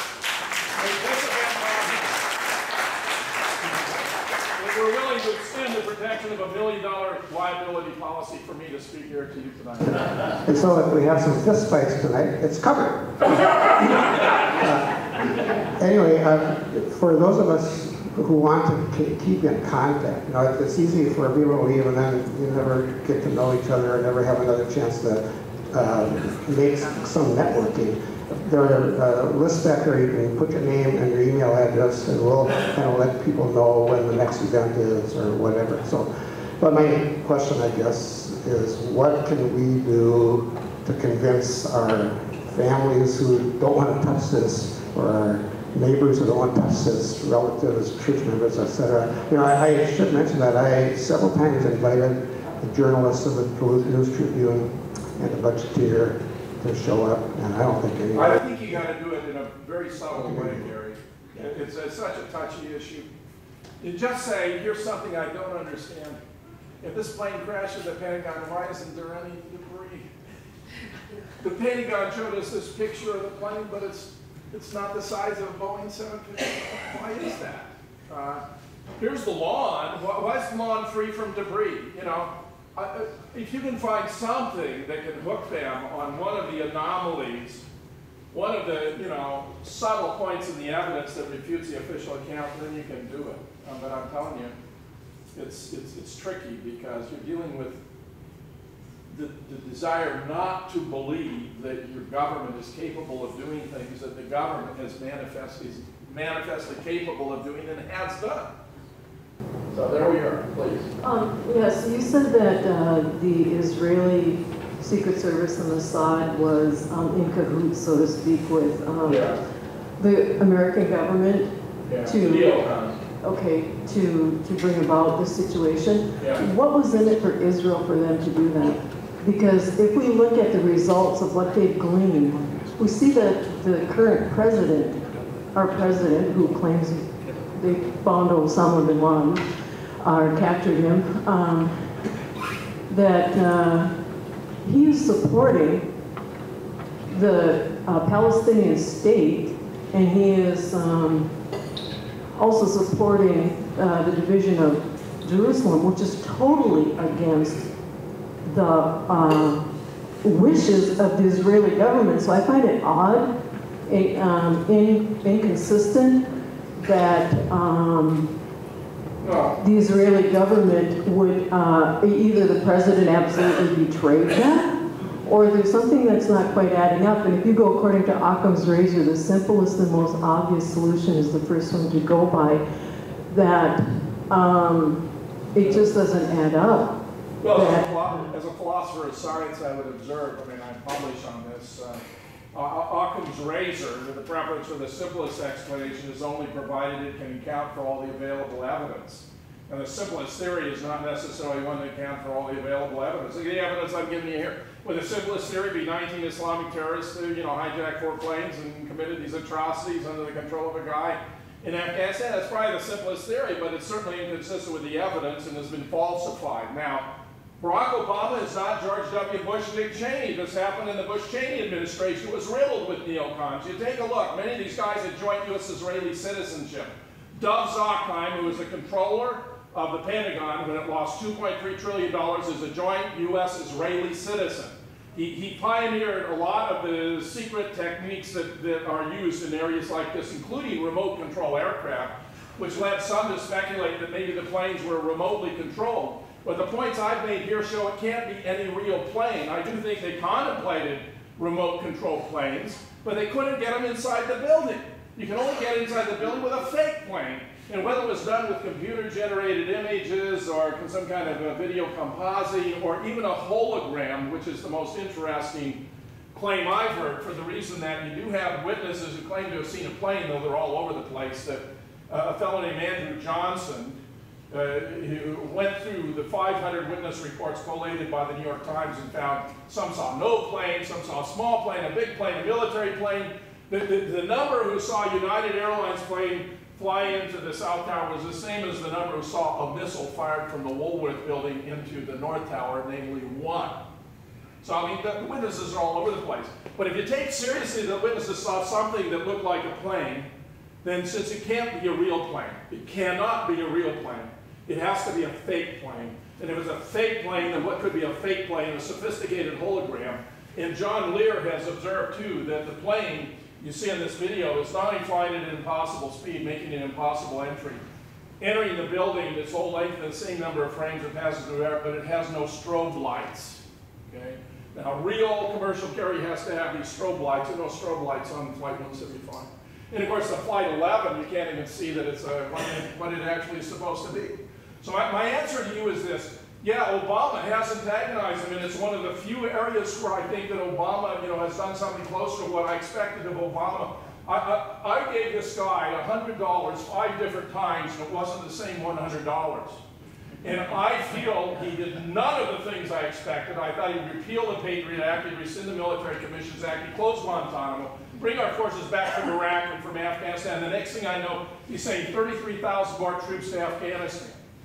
Well, that is all consistent with, an Israeli foreign policy. I mean, look, I'm not making this up. There are expert scholars who do this research who have demonstrated that Israel controls America's foreign policy. So I mean, if you want to dispute that, you don't want to argue with me, you want to go to the research. It's out there, and it's very well known. Just go do a Google. Did we betray then Israel then? If they're controlling us, then if Israel's controlling us, why would we be supporting the division of Jerusalem, which is against them, and a Palestinian state, which is against them? No, you're not making sense. Security control isn't complete. It's inconsistent. Obama has done a few things that are good things. And I want to warn, I want to say here too, that this always scapegoating of Israel beyond reason is an old is not a good thing. Look, yes. I published an article. Let me But you didn't really answer my question. Let me just rebut this right off the bat. I spoke in front of the Capitol of the United States on the 15th of April 2008 at a Ron Paul Freedom Rally. I gave a presentation that's subsequently been published as the 9/11 and the Neocon Agenda, where I laid out the background about this. Many experts have substantiated the role of the Mossad in Israel in the events of 9/11. I published a subsequent article, Is 9/11 Research Anti-Semitic? And I explained how there's a complete misconception here. You got to distinguish between Zionism, which is a belief in the superiority of Israel and its entitlement to the lands of Palestine, versus being anti-Semitic, which is to discount a person's position or views on the grounds of their religious orientation or origin.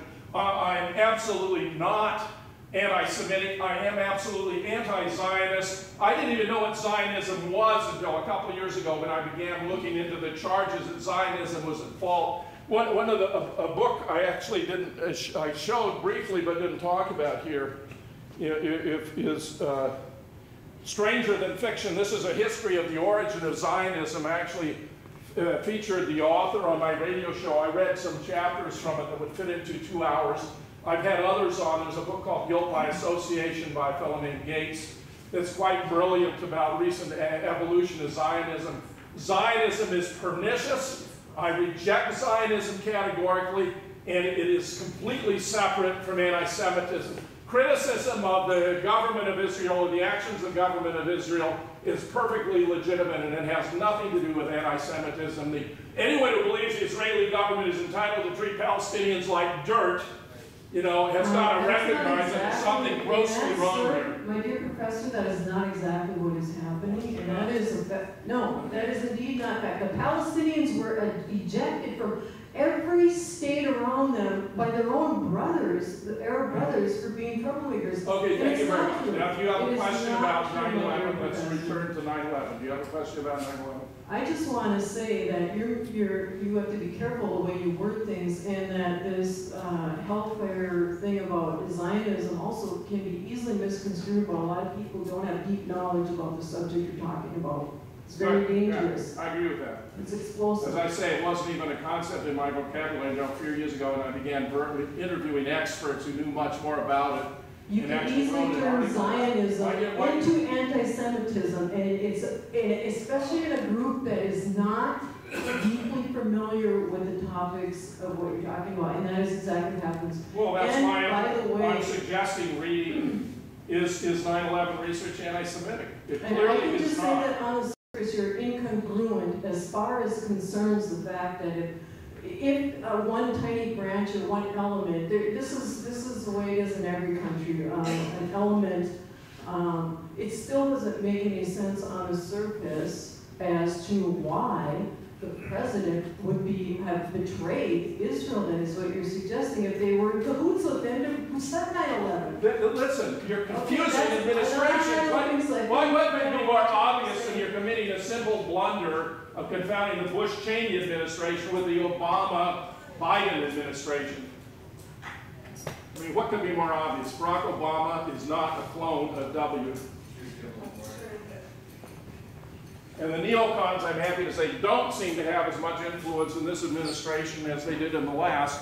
But I was very troubled when he kept the same Secretary of Defense and the same Director of the FBI, because Robert Mueller knows a whole lot about 9/11, and that the whole story we've been told is rubbish. Please, go ahead. On 9/11, the Citgo station across from the Pentagon had video surveillance that was confiscated by the FBI. Have they ever turned up those videos? No. Those are among the 80. I mean, it's amazing. The FBI was out within 15 minutes to collect all these security videos. There are more than 80 of them, and the Pentagon released exactly 3, which showed no more than those 5 frames as far as the alleged destruction. And I've already pointed out the anomalies of the fireball compared to what happened in New York. I mean, they can't both be authentic, but they can both be faked, and that's what appears to be the case. Now, what's the defense system if a plane gets too close to the Pentagon? What is their defense system? Well, glad you raised that. Oh, they have anti-aircraft. This is like the most heavily defended building in the world. They have anti-aircraft missiles and all that. It's well known. And what's very interesting about it is unless a plane approaching the Pentagon had a military transponder that identified itself as a friendly aircraft, it could not have got anywhere near the building. Not close to it. Yeah, this whole thing was just so fraudulent from beginning to end. I mean, it's embarrassing once you figured out to realize that you were actually even sucker enough to believe any of it. Have you ever read the story on the USS Liberty? Yes, I have. I have indeed. In fact, the fellow Gates that has this book about Guilt by Association was a co-author. I read extensively from that on my radio show too. And this, of course, was the attack on a military intelligence ship by Israel during the 7 Days War. They wanted to blame it on Egypt and draw the United States into it. The admiral in the fleet there, when he learned about it, sent American fighter aircraft to intercept. The Israelis repeatedly strafed the ship, even the sailors in lifeboats, which is an international crime under the Geneva Conventions. Lyndon Johnson, to my utter astonishment, called the planes back and allowed Israel off the hook. But if you want to learn of a stunning example, I mean, anyone who thinks that Israel is our friend, or read about the USS Liberty, this particular book is called What I Saw That Day. You can find it online at Amazon. I'm telling you, we've been sold a bill of goods. I'm really sorry to say Israel is not our friend. Israel is out for what benefits Israel, and that does not coincide with the best interests of the United States. Before 9/11, America didn't have an enemy in the Middle East. After 9/11 now, Israel and the United States are among the most despised and reviled countries in the world. I'm really sorry this is the case. I didn't grow up that way. I grew up believing that Israel was a wonderful country and a great thing and all that, but it's just not true, I'm sorry to say. Yeah. Hi, thank you for coming. I'm not going to yell at you. And I'm excited to see a lot of people from the reader in this room. Really excited. But I was wondering, you mentioned that you had also done some research on the death of Paul Wellstone. Yeah. And in all the different kind of diagrams, circles with all this stuff. Did you ever find any correlation between Wellstone and where he stood on 9/11 and his death? Oh, Dick Cheney warned Paul Wellstone shortly before his death that if he opposed the administration on Iraq, that there would be severe ramifications for him personally and for the state of Minnesota. And he appears to have followed through on that. I've done quite a lot. Bob Boone was a publisher. Well, I published 10 columns about Wellstone's death in the Reader. I would eventually co-author a book with a Native American scholar from northern Arizona by the name of Don Four Arrows Jacobs. Our research led in the direction of the use of a directed energy weapon that took out all the computerized system aboard the plane, its navigation system, its communication system, the loud stall warning device, and flipped the solenoids, these switches that control the props, on idle, so the plane was destined to crash. We have a supervisor of schools from the Evelyn, Virginia area who heard what he thought were gunshots in the plane. I'm convinced it was these computerized systems that were blowing up in the plane systematically because of the directed energy weapon. It's supported also by this Paul Ongaro's odd anomalous phone call. He got a call when he was right in the vicinity. He was just within 2 miles of the airport, and it was a whirling, warbling sound where John Costello, who is a PhD in electromagnetism, who I actually flew up to do further research even after publishing the book with 4 arrows, said had to be of human source because of its periodicity, you know, as a repeating sound and so forth. We found reports of garage doors opened there. This would be another residual effect of a directed, you know, of an electronic directed energy field you actually create. What you want to get then is get the plane to fly into the field, and that's a bit complicated, but they appear to have actually distorted the GPS system. This is absolutely stunning, and it's the only case I know of where this appears to have happened. I had because it was flying, you know, 2 miles south of the airport along an azimuth where they seemed comfortable or seemed to know, you know, not know they were in trouble. I was contacted by a pilot who was flying into the Waukegan airport, and it was like a mirror image, and he said he came out of the clouds and found he was off course by approximately the same distortion, that he had a GPS degrade light he'd never seen before. When he landed at the airport, he realized he landed at the same time the Wellstone plane was crashing, and it appears to have been a temporary aberration where the military manipulated the GPS to get the plane to fly into this electromagnetic field so that its systems would all fall apart. If you want to pursue this, go to my website, assassinationscience.com, and you can scroll to the bottom of the menu bar. There's a 1-hour flash lecture on Wellstone that was perfect up to that time. You got every slide in place, everything I said exactly right, and then I did this additional research, bringing Costello up from Australia. We were tromping around the Wellstone crash site, picking up charred pieces of debris in 35 below zero weather. We went through the 2,500 pages of documents that were providing support for the 80-page NTSB study. And we discovered an additional anomaly that supported the conclusion that it was a directed energy weapon, which is that a meteorological phenomenon at the level where ice forms. The meteorologists reported that there was a level of melted ice above the crash site.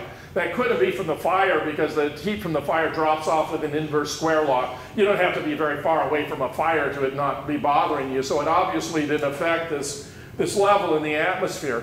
But I must tell you that even Michael Rupert in his book Crossing the Rubicon, which is all about 9/11, it's not a scientific study, but it's putting together all the political pieces and arrives at the same conclusion I have, that Dick Cheney was in charge of the operation here. Norman Mineta was witnessing a part of it.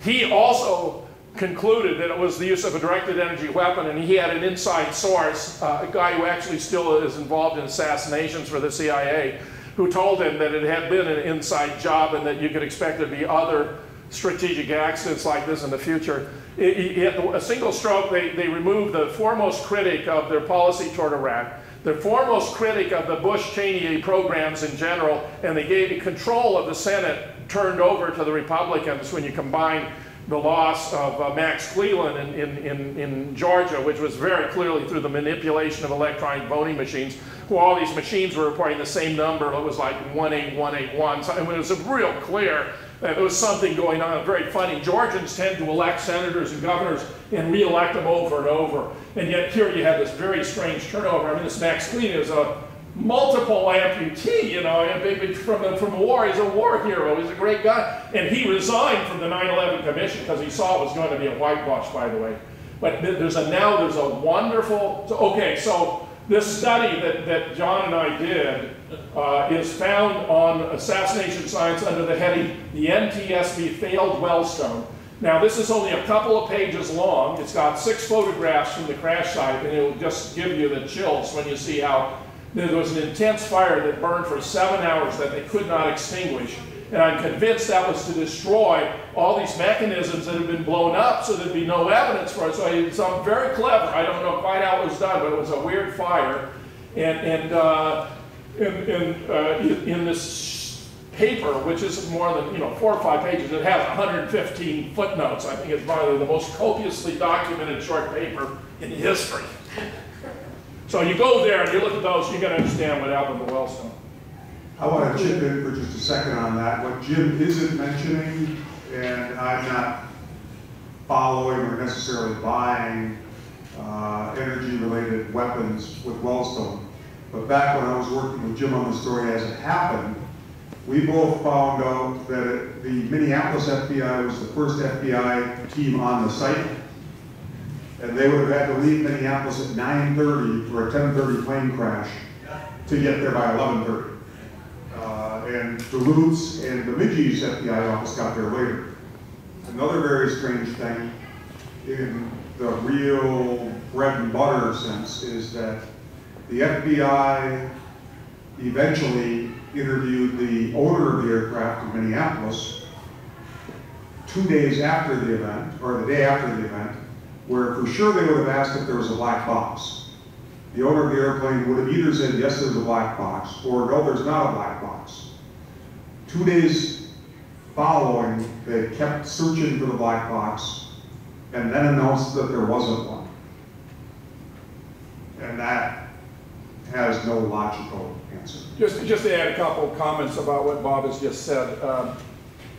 The FBI was there by noon. Our own sheriff of the county verified these were people he knew personally.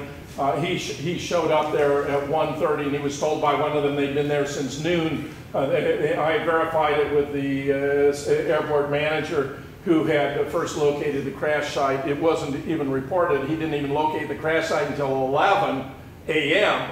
And yet these FBI guys were there on the scene by noon. An FBI spokesman would later say they hadn't shown up until 3:30, but that's false.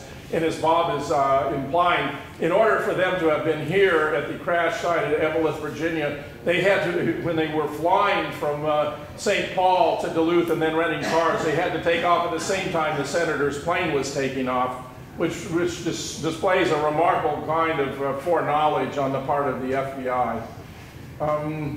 John Costello has a PhD in electromagnetism. My own PhD is in the history and the philosophy of science. We were very thorough going about this. There's a section in the book about Wellstone's death about directed energy weapons. But Bob is a wonderful guy, but I dare say that what John and I say about directed energy weapons is more reliable than Bob's skepticism, though I value skepticism, okay? And I respect his right to have a divergent point of view. But I tell you, this is good. The evidence we have here isn't explainable any other way. So go there, go to assassinationscience.com, scroll down the menu bar, look at the Wellstone lecture, then look at the NTSB failed Wellstone. And then if you want, look at Michael Rupert's book where he's got an insider explaining that this was an inside job.